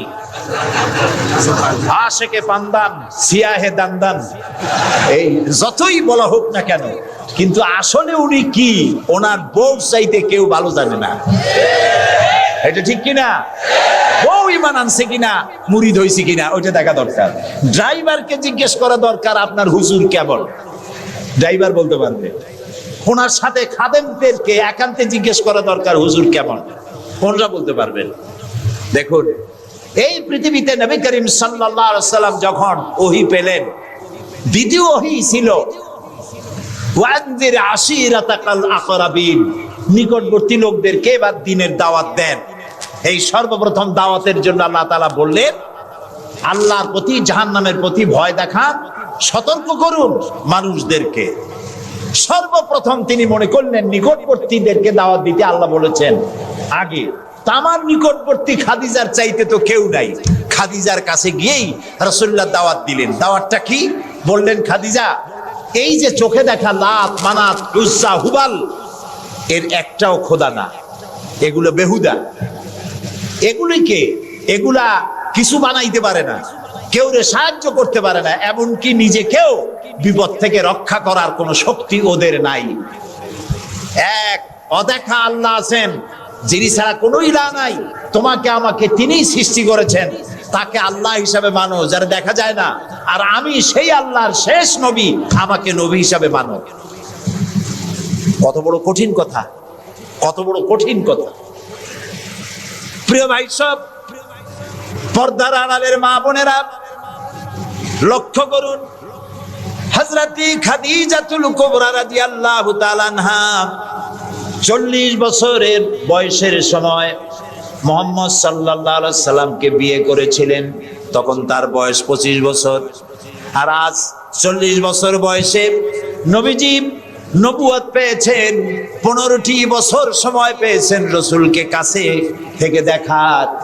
হযরতে খাদিজা যখনই দ্বীনের দাওয়াত পেলেন, অদেখা আল্লাহকে বিশ্বাস করতে হবে, মুহাম্মদ সাল্লাল্লাহু আলাইহি সাল্লামের নবুয়ত মানতে হবে, এই প্রশ্ন যখন সামনে এলো, হযরতে খাদিজা কোনো প্রশ্ন তোলেন নাই, এক মুহূর্ত দেরিও করেন নাই, সঙ্গে সঙ্গে পড়ে নিয়েছেন লা ইলাহা ইল্লাল্লাহু মুহাম্মাদুর রাসূলুল্লাহ।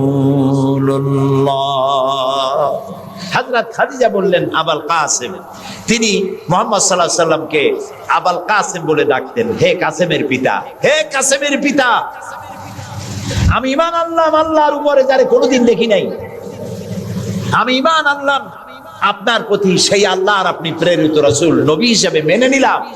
কারণ বিগত 15টি বছর আপনার সাথে থেকে আপনার মধ্যে যে আচরণ দেখেছি, এই আচরণ কোন সাধারণ মানুষের হতে পারে না। আপনি অবশ্যই আল্লাহর নবী, আমার কোনো সন্দেহ নাই। রাসূলুল্লাহ যা করেছেন, চারিত্রিক বিপ্লব করেছেন, তার কৈশোর, তার যৌবন ওই জনগণের মধ্যেই হয়েছে। আল্লাহ তাআলা সিরিয়া থেকে নবী এনে মক্কায় চাপায় দেন নাই, মিশর থেকে নবী এনে মক্কার উপরে চাপায় দেন নাই। ওই সমাজেই তিল তিল করে তিনি বড় হয়েছেন মানুষের মাঝে। আর মানুষেরা এক পর্যায়ে মুহাম্মদ এই নামটা ভুলিয়ে গেল, তাকে ডাকা শুরু করলো আল আমিন বলে। সুবহানাল্লাহ। এটা নবুয়ত পাওয়ার অনেক আগে তাকে ডাকতো আল আমিন। বিপদে পড়লে বলতো চলো আল আমিনের কাছে যাই, ঝগড়া হলে বলতো চলো আল আমিনের কাছে যাই, আমানত রাখতে হবে চলো আল আমিনের কাছে যাই।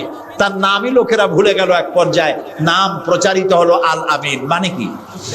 বিশ্বাস। তিনি নিজেকে তিল তিল করে গড়েছেন, আল্লাহ তাআলা গড়ে তুলেছেন তাকে। হযরতে খাদিজা তার প্রতি ঈমান আনলেন, রাসূলুল্লাহ দাওয়াত দিলেন। তার বন্ধু, যার সাথে তার বন্ধুত্ব ছিল 20 বছরের, হযরতে সাইয়েদুনা আবু বকর রাদিয়াল্লাহু তাআলা আনহু, 20 বছরের বন্ধু।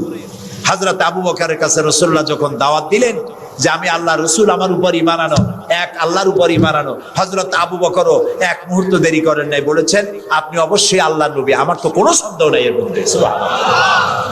রাসূল পাক সাল্লাল্লাহু আলাইহি সাল্লাম এই মক্কি জিন্দেগিতে মানুষদেরকে তৈরি করলেন আল্লাহর ইচ্ছা মাফিক।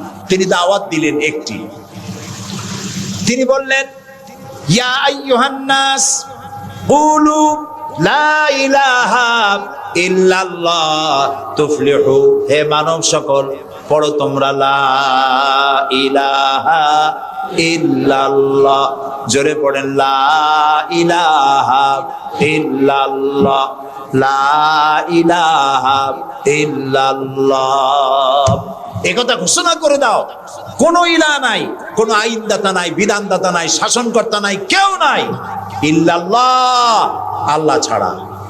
এই দাওয়াত যখন তিনি দিলেন, যেই সমাজের লোকেরা তাকে আলামিন বলতো, সেই লোকেরা ফুলের মালা নিয়ে দৌড়ে আসতো নাকি? তারা পাথর নিয়ে ছুটে এলো, কারণ তারা বুঝতো লা ইলাহা ইল্লাল্লাহর মানে কি। লা ইলাহা ইল্লাল্লাহর মানে শুধু কোন ইলাহ নাই আল্লাহ ছাড়া, মুহাম্মদ সাল্লাল্লাহু আলাইহি ওয়াসাল্লাম আল্লাহর প্রেরিত রাসূল, এই কথাটুকু যদি শুধু হইতো তাহলে মার খাওয়া লাগতো না। রাসূলুল্লাহ মার খান নাই, মুসা আলাইহিস সালাম মার খান নাই, ইব্রাহিম আলাইহিস সালাম খান নাই? এমন কোন নবী নাই। তিনজন নবী ছাড়া। কয়জন নবী ছাড়া? তিনজন নবী ছাড়া মাইর খান নাই, দেশান্তরিত হন নাই, গালিগালাজ শোনেন নাই, ঠাট্টা বিদ্রুপ শোনেন নাই, এমন কোন নবী নাই। কয়জন নবী বাদে? তিনজন। একজন কে? আদম আলাইহিস সালাম। সে সময় কোনো মানুষই নাই, কাজেই তারে বিরক্ত করবে কে? আর ছিলেন নূহ আলাইহিস সালাম। প্রথমে বাধা পাইলেন, পরে যখন বন্যা হয়ে গেল, সব যখন মরে গেল, তখন আর তারে বাধা দেওয়ার মতো কেউ ছিল না। আর একজন ছিলেন হযরত সুলাইমান আলাইহিস সালাম। হযরত সুলাইমানকে আল্লাহ সারা পৃথিবীর রাজত্ব তার হাতের মুঠায় দিয়ে দিয়েছিলেন, সেই জন্য তার বিরোধিতাকারী কেউ ছিল না। এই তিনজন বাদে ইয়া হাসরাতান আলাল ইবাদ, বান্দার উপর আফসোস, এমন একজন নবী রাসূল পাঠাই নাই যার সাথে সমকালীন যুগের লোকেরা ঠাট্টা করে নাই, বিদ্রুপ করে নাই, মারধর করে নাই। সবাই করেছে। কারণটা কি? কারণ কি? কারণ হলো লা ইলাহা ইল্লাল্লাহর মতো বিপ্লবাত্মক রিভলিউশন সৃষ্টিকারী কথা আকাশের নিচে জমিনের উপরে আর নাই। মানে হচ্ছে লা ইলাহা, কোন ইলাহা নাই, কোন আইনদাতা নাই, কোন বিধানদাতা নাই, কোন শাসনকর্তা নাই, কোন হায়াত আর মওতের মালিক কেউ নাই ইল্লাল্লাহ, আল্লাহ ছাড়া। এটি বিপ্লব সৃষ্টিকারী কথা। এই কথা যখন হযরত মুসা আলাইহিস সালাম বলেছিলেন ফেরাউনের সামনে, ফেরাউন তখন বলল, মা আলিমতু লাকুম মিন ইলাহিন গায়রি, আমি তো জানি না যে আমি ছাড়া আরো কোন ইলাহ আছে, তুমি এক নতুন দাওয়াত নিয়ে আসছো। আনা রাব্বুকুমুল আলা, আমি তো বড় খোদা, আমি তো বড় ইলাহ। আমি এই গত 6 তারিখে মিশর সফর করেছিলাম, আমার জীবনের প্রথম এই মিশর সফর। উদ্দেশ্য ছিল মুসা আলাইহিস সালামের দেশ দেখা, ফেরাউনের দেশ দেখা। সেখানে ফেরাউনকেও অবশেষে দেখে এলাম। ফেরাউন মরে গেছে, কিন্তু তার দেহটাকে আল্লাহ তাআলা রেখে দিয়েছেন। আল্লাহ তাআলা তারে বলেছিলেন, যে জায়গায় যে দরিয়ায় তাকে ডুবানো হয়েছে, সেই বাহার, সেই সমুদ্র দেখে এসেছি। যেখানে আল্লাহ তাআলা মুসা আলাইহিস সালামের সঙ্গে কথা বলেছেন, সে জায়গাও যাওয়ার তৌফিক আল্লাহ তাআলা দিয়েছেন, সে জায়গাও দেখে আসছেন। ফেরাউন, তাকে দেখার জন্য মিউজিয়ামের মধ্যে ঢুকলাম। 40 পাউন্ড মিশরীয় মুদ্রা, 40 পাউন্ড লাগলো। এরপরে ওর লাশ দেখার জন্য আরো 70 পাউন্ড লাগবে। পয়সা খরচ করে এই শয়তানটারে দেখতে গেলাম। কারণ আল্লাহ তাআলা বলেছেন, কুল সিরু ফিল আরদ ফানজুরু কাইফা কানা আকিবাতুল মুকাদ্দিবিন, ঘুরে বেড়াও, আমার পৃথিবী ভ্রমণ করো। আল্লাহ তাআলা বলছেন, আমার পৃথিবী ভ্রমণ করো আর দেখো মহাসত্যের অস্বীকারীদের আমি কি পরিণতি করেছি, দেখে আসো। সুবহানাল্লাহ। আমি গিয়ে দেখলাম মিস্টার ফেরাউন শুয়ে আছে, গ্লাসের বক্সের মধ্যে, কাপড় দিয়ে জড়ানো, গর্দানটা এরকম চিকন, এতটা লম্বা গর্দান, মুখের মধ্যে দাঁত একটা আছে, হাতে এবং পা, হাত পা বের করা, তাতে কিছু নখ টক আছে এবং মাথায় কিছু চুলও আছে। কয়েক হাজার বছর আগের লাশ। সে যখন ডুবতে ছিল তখন বলতেছিল, আমান্তু না, হ্যাঁ, আমান্তু কামা আমানাত বিহি বানু ইসরাইল, আমি ঈমান আনলাম বনি ইসরাইলরা যার উপর ঈমান আনছে, আল্লাহর উপর ঈমান আনছে এটা কিন্তু বললো না। বনি ইসরাইলরা যার উপরে ঈমান এনেছে তার উপরে ঈমান আনলাম। ওয়া আনা মিনাল মুসলিমিন, আল্লাহ আমি তো একজন মুসলমান, আমার উসুবাও কেন? আল্লাহ তাআলা বললেন, আল আন, এখন, ওয়াকাদ আসাইতা কাবলু ওয়া কুনতা মিনাল মুফসিদিন, অথচ তুমি বিদ্রোহ ঘোষণা করেছো আর তুমি সবথেকে বড় সন্ত্রাসী। ও বলছে আনা মিনাল মুসলিমিন, ও বলছে আনা মিনাল মুসলিমিন, আমি তো মুসলমানদের একজন। আল্লাহ কয় ওয়া কুনতা মিনাল মুফসিদিন, তুই তো সন্ত্রাসী, বিপর্যয় সৃষ্টিকারী। আমি তোরে আর শুধু মারবই না, কে বলতেছেন? আমি তোরে শুধু মারবই না, আলিয়াউমা নুনাজ্জিকা বিবাদানিক, আমি তোর দেহটাকে রক্ষা করব। পানিতে তুই পচবি না, মাটিতে পচবি না, পোকায় মাকড়ে তোরে খাবে না, আমি তোরে শুটকি বানায় রাখবো কিয়ামত পর্যন্ত। এই জন্য শুটকি বানায় রাখবো। পৃথিবীতে যত ফেরাউন তোর মতো পৃথিবীতে আসবে, তোরে দেখে যেন শিক্ষা গ্রহণ করতে পারে। আল্লাহ তাআলা ওরে শুটকি বানায় রাখছে। তারপরে দেখলাম বহায়রা কারুন অস্বীকার করেছিল মুসা আলাইহিস সালামকে। তার বিশাল সম্পদ, 55,000 একর জমির উপরে ছিল তার বাড়িঘর আর সম্পদ, আহরিত সম্পদ। তার সিন্ধুকের চাবিগুলি বহন করত শত শত উটে। এখন চিন্তা করেন কত সম্পদের মালিক। মুসা আলাইহিস সালাম যখন তার কাছে যাকাতের দাবি করলেন, ঈমানের দাবি করলেন, তখন মুসা আলাইহিস সালামের উপরে বহতান, তাকে লাঞ্ছিত করলো, তাকে দুর্নাম অপবাদ দিল। মুসা আলাইহিস সালাম আল্লাহর কাছে গজব চাইলেন, আল্লাহ তাআলা তারে গজব দিলেন। 55,000 একর সম্পত্তি, বাড়িঘর, আর সে নিজে শুদ্ধ মাটির নিচে আল্লাহ গরক করে দিলেন। এখন বিরাট হ্রদে পরিণত হয়ে গেছে। তারপরে যখন আমি দাঁড়ালাম, দেখতে পেলাম সমুদ্রের মতো কোনো কুল কিনারা নাই, কোনো কুল কিনারা নাই। তার সম্পদ শুদ্ধ আল্লাহ তাআলা রেখেছেন। আল্লাহ তাআলা বলছেন, পৃথিবী ঘোরো আর দেখো মহাসত্যের অস্বীকারীদেরকে কি ধরনের শাস্তি দিয়েছি, দেখে আসো। সুবহানাল্লাহ। এই ফেরাউনের কাছে যখন মুসা আলাইহিস সালাম বললেন, ঈমান আনো আমার উপরে, আল্লাহর উপরে ঈমান আনো, সে কয়, মা আলিমতু লাকুম মিন ইলাহিন গায়রি, আমি তো জানি না আমি ছাড়া আরো কোন ইলাহ আছে, আমি তো ইলাহ। তুমি যদি আমাকে ছাড়া কাউকে ইলাহ মানো, লা আজআলান্নাকা মিনাল মাসজুনিন, আমি তোমাকে কারারুদ্ধ করে রাখবো। মুসা আলাইহিস সালাম কয়, তুই কারে জেলের ভয় দেখাও? আমি তো আল্লাহর পয়গম্বর, আমি তো তোমার জেলের পরোয়া করি না। সুবহানাল্লাহ ওয়া বিহামদিহি। মুসা আলাইহিস সালামকে কে পাঠাইছে ফেরাউনের কাছে? কে পাঠাইছে? আল্লাহ তাআলা নিজে পাঠাইছেন। আল্লাহ তাআলা বলছেন, হে মুসা, আমি তোমাকে আমার জন্য বানাইছি। সুবহানাল্লাহ। ওয়া নাখতারতুকা ফাসতামি' লিমা ইউহা। এখন শোনো আমি তোমারে কি বলি। ইযহাব ইলা ফিরআউনা ইন্নাহু তাগা। ফেরাউনের কাছে যাও, সে সীমা লঙ্ঘন করেছে, তার কাছে দ্বীনের দাওয়াত দাও। মুসা আলাইহিস সালাম বলেন, আল্লাহ, আমি তো কথা বলতে কি একটু তোতলা ভাব, আমি তো কথা ভালো করে বলতে পারি না। রব্বিশ রাহলি সাদরি ওয়া ইয়াসসির লি আমরি ওয়াহলুল উকদাতাম মিন লিসানি ইয়াফকাহু কাওলি। আল্লাহ তাআলা আমার সিনাটারে খুলে দাও, আমার বক্তব্যকে স্পষ্ট করে দাও, আমি যা বলি তা যেন মানুষ বোঝে সুযোগ করে দাও।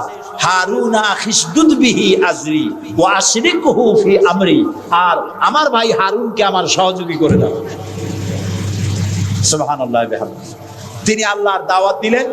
এই দাওয়াত দিতে গিয়ে হযরত মুসা আক্রান্ত হয়েছেন, ইব্রাহিম আলাইহিস সালাম আক্রান্ত হয়েছেন, নবী করিম সাল্লাল্লাহু আলাইহি ওয়াসাল্লাম আক্রান্ত হয়েছেন।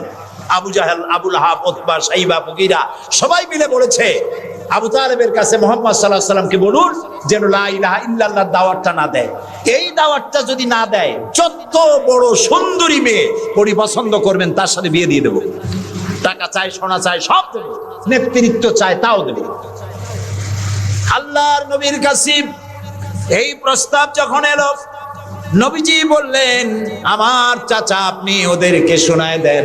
ওদের পক্ষে যেটা দেওয়া সম্ভব সেটা তো দেওয়া দূরের কথা, যেটা দেওয়া সম্ভব নয় তাও যদি ওরা আমাকে দিতে পারে, আকাশের সূর্যটা এনে যদি আমার ডান হাতে উঠায় দেয়, আর আকাশের পূর্ণিমার চাঁদটা যদি আমার বাম হাতে উঠায় দেয়, এর বিনিময়ে আমি মুহাম্মদুর রাসূলুল্লাহ সাল্লাল্লাহু আলাইহি ওয়াসাল্লাম এক মুহূর্তের জন্য তাওহীদের দাওয়াতকে বন্ধ করে দেব না।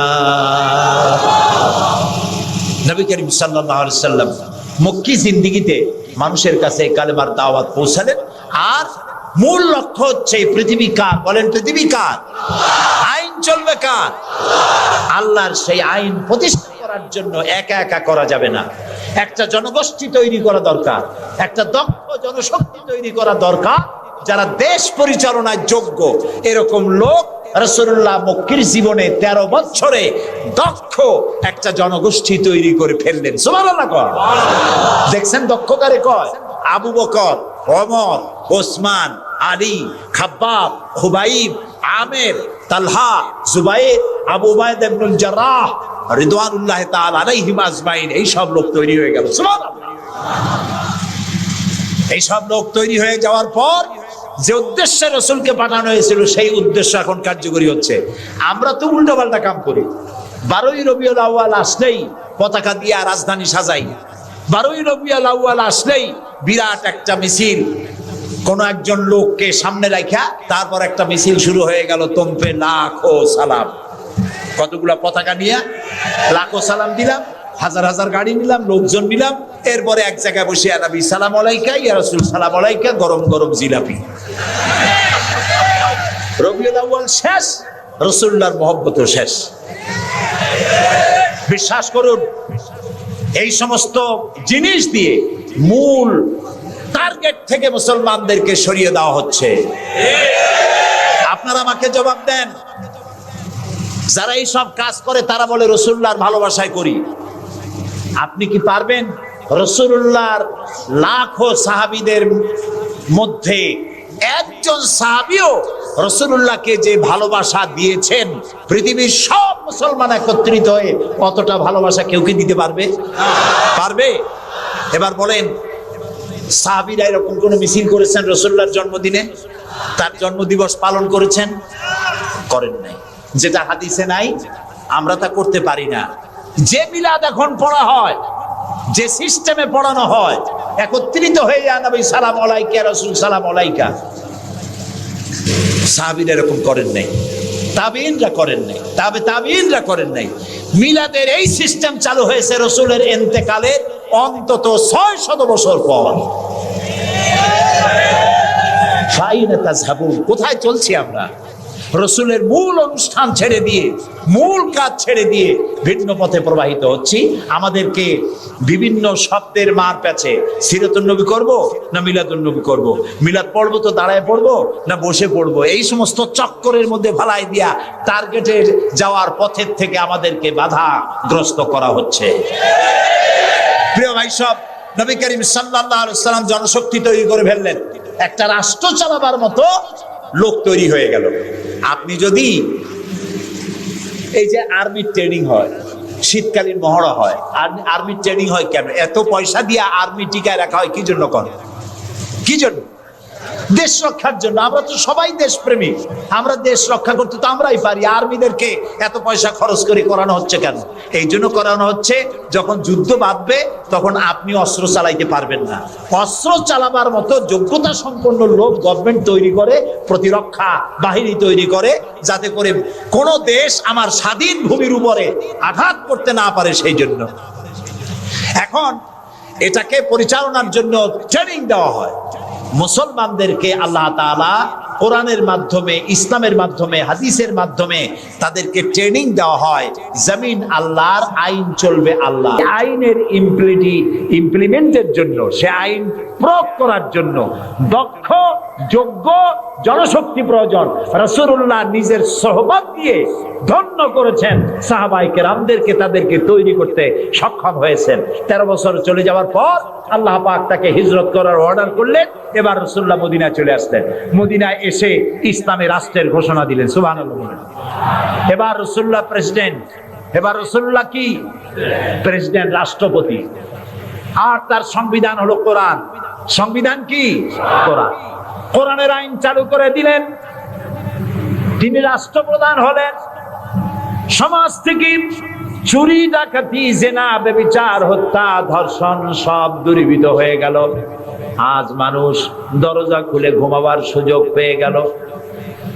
নবী করিম সাল্লাল্লাহু আলাইহি ওয়াসাল্লাম ঘোষণা করলেন, খায়রুল কুরুনি কারনি, সর্বশ্রেষ্ঠ যুগ হলো আমার যুগ।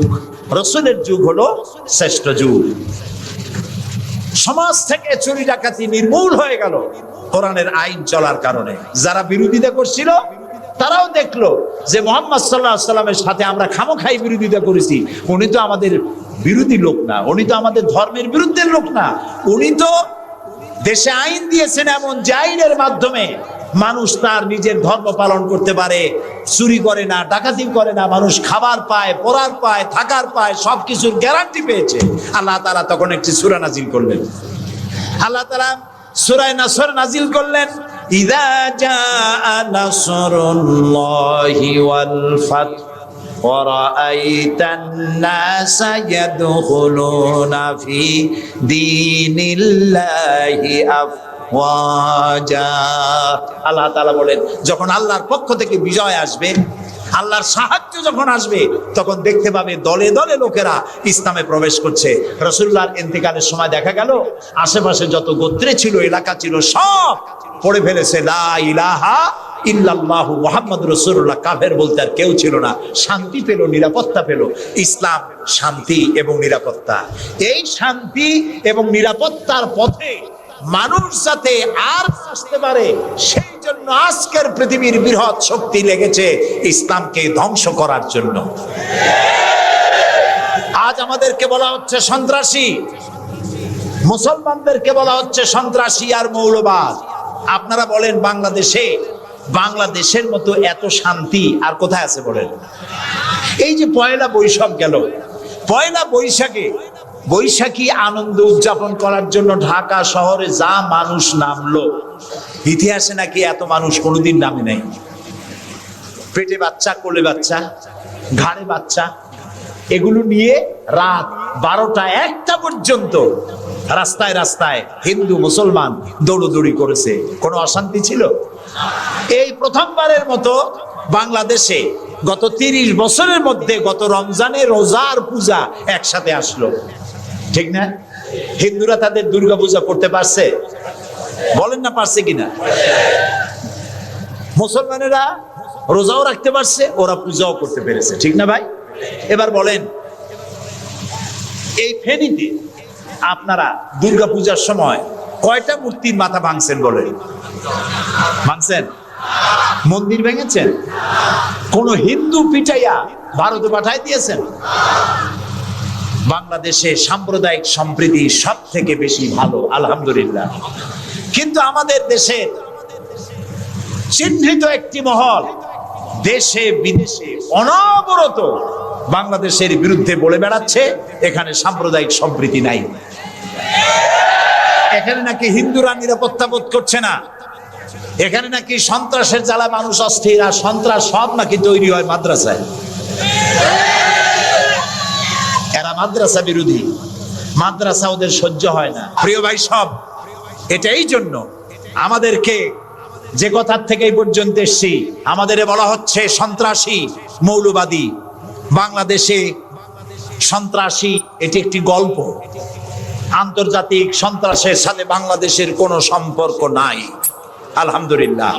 আমরা আমেরিকাকে বলতে চাই, অভিশপ্ত ইহুদিরা প্রত্যেক দিন প্যালেস্টাইনি মুসলমানদেরকে হত্যা করছে, এটা কি সন্ত্রাসী তৎপরতা নয়? ইহুদিরা প্রতিদিন তাদের বুলডোজার দিয়ে ফিলিস্তিনের মুসলমানদের বাড়ি ঘর বুলডোজার দিয়ে মাটির সাথে গুড়িয়ে দিচ্ছে, এটা কি সন্ত্রাসী তৎপরতা নয়? সেই অভিশপ্ত ইহুদি জাতির প্রধানমন্ত্রী শ্যারন, তারে বুশ বলছেন তিনি নাকি শান্তির পায়রা। তা আমি বলেছি, শ্যারন যদি হয় শান্তির পায়রা, তাহলে পৃথিবীতে অশান্তির শকুনের নাম কি?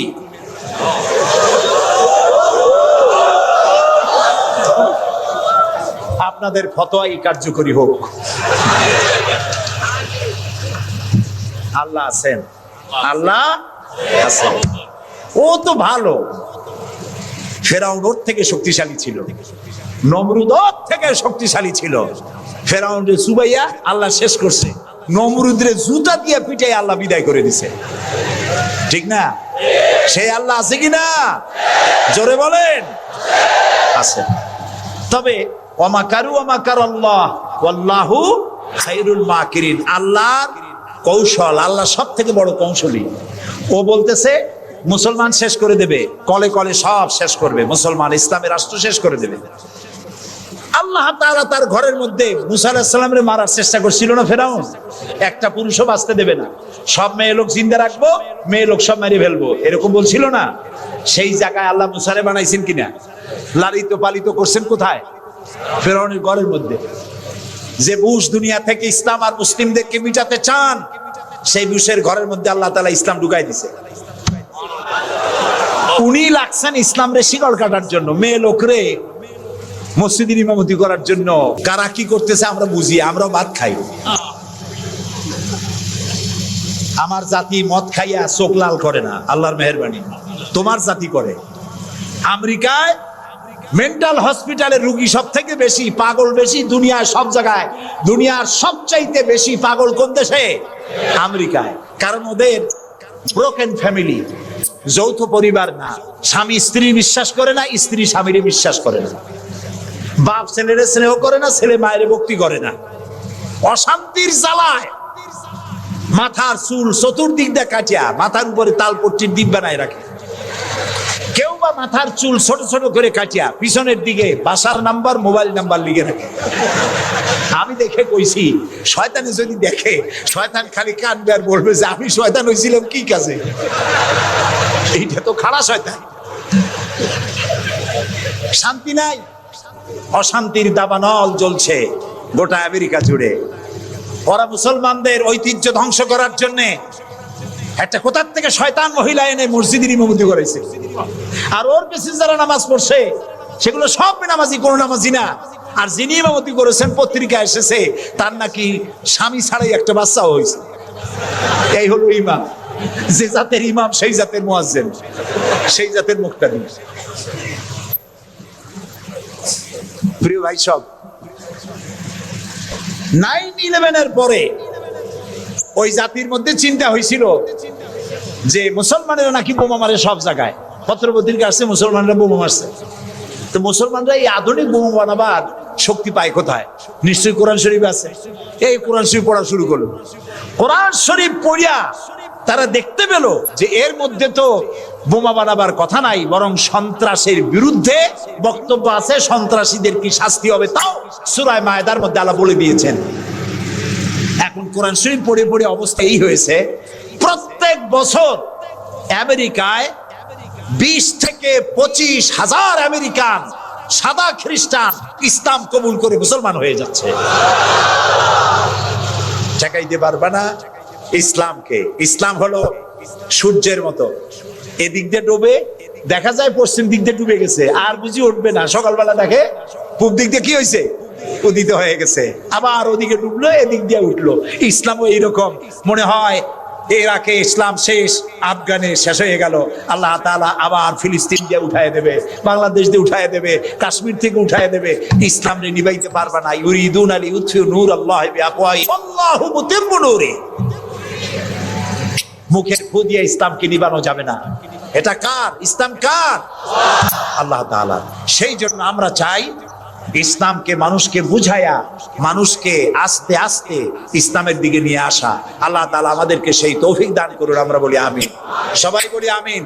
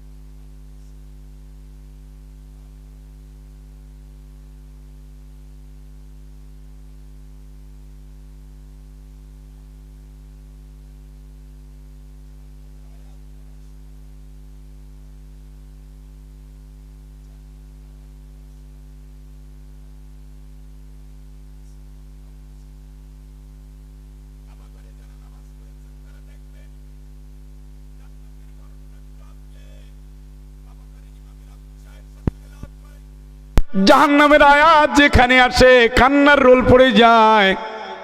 ইমামদের সাথে সাথে যারা কোরআন বুঝে তারাও কাঁদতে থাকে। এই আবেগটা সবচেয়ে বেশি ভালোবাসেন কে? কে? এই জন্য কোরআন বুঝে পড়তে বলছে।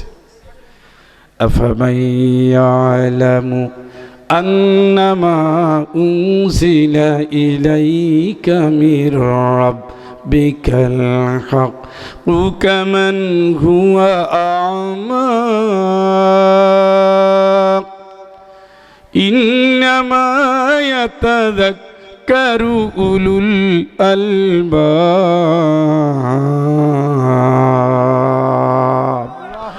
ও নবী, এই কোরআনে যা আছে, যা নাজিল করলাম, এটা যারা জানলো আর যে অন্ধ, জানলো আর যে অন্ধ, জানলো একজন আর একজন জানলো না সে অন্ধ, দুই শ্রেণীর মানুষ কি কোনোদিন এক হবে? ইন্নামা ইয়াতাযাক্কারু উলুল আলবাব, এর ভিতর থেকে যারা জ্ঞানী তারাই শিক্ষা নিবে। সুবহানাল্লাহ। তাহলে কোরআন যারা জ্ঞানী বলছে, এই জ্ঞানী এখানে কয়জন?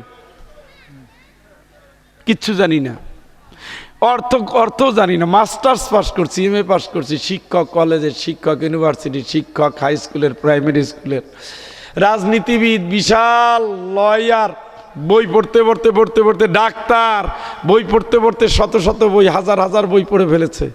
কোরআনে কি আছে জানার টাইম পায় নাই। এর চেয়ে কপাল পোড়া আল্লাহর জমিনে আর একটাও নাই। তার জ্ঞানটা সে শুধু দুনিয়া কাটাইছে, আখেরাতের জন্য কিচ্ছু রাখে নাই। আল্লাহর সাথে একটু কথা কও বেটা, আল্লাহর সাথে একটু কথা কও, গভীর রাতে উঠে কথা কও। আল্লাহ, তুমি তো আমার, আমি তো তোমার, আমার ভুলচুক যাই আছে তোমারে কিন্তু আমি ভুলি নাই। কারণ আল্লাহ বলছেন নাওমাকুম সুবাতা, আমি রাত্রে দিয়েছি, রাতকে দিয়েছি ঘুমের জন্য, প্রশান্তির জন্য। সেই তোমার দেওয়ার শান্তির টাইমটুকু আমি তোমার জন্য কোরবান করছি। তুমি আমারে কেন জাহান্নামে দিবে? আমি তো জান্নাতের জন্য তোমার দুয়ারে হাজির। সুবহানাল্লাহ। বললে দেখছেন, এই যে রমজান গেছে, মানুষ খাইছে তো খাইছে, ধুমসে খাইছে, সন্ধ্যা রাত্রে খাইছে, ভোর রাত্রে খাইছে, খাইয়া খাইয়া খাইয়া খাইয়া পুরা রমজানের সন্ধ্যাবেলা ইফতারি ভালো না হইলে বউরে গাইল লাইছে, ভোর রাত্রে গাইল লাইছে, কিন্তু 4 রাকাত সিজদা দেওয়ার সময় দেয় নাই। এই যে তাহাজ্জুদের টাইমটা গেল, কি করছেন রমজানের হিসাব দেন তো। আমার মা বেশি শিক্ষিত ছিলেন না, গ্রামের মানুষ, 13 বছর বয়সে বিয়ে হয়েছে। আমার নানির বিয়ে হয়েছে 11 বছর বয়সে, মায়ের বিয়ে হয়েছে 13 বছর বয়সে। নানি প্রত্যেক রমজানে 10 খতম কোরআন শরীফ পড়তেন, একেবারে ধরা। নানি কোরআনের হাফেজা ছিলেন, আর মা 5 খতম 6 খতম। এখন আমাদের ডিজিটাল যুগে ওই সময় দেখতাম ধান বানতে হয়, সারা রাত ধরে গ্রামের মহিলারা যা করতো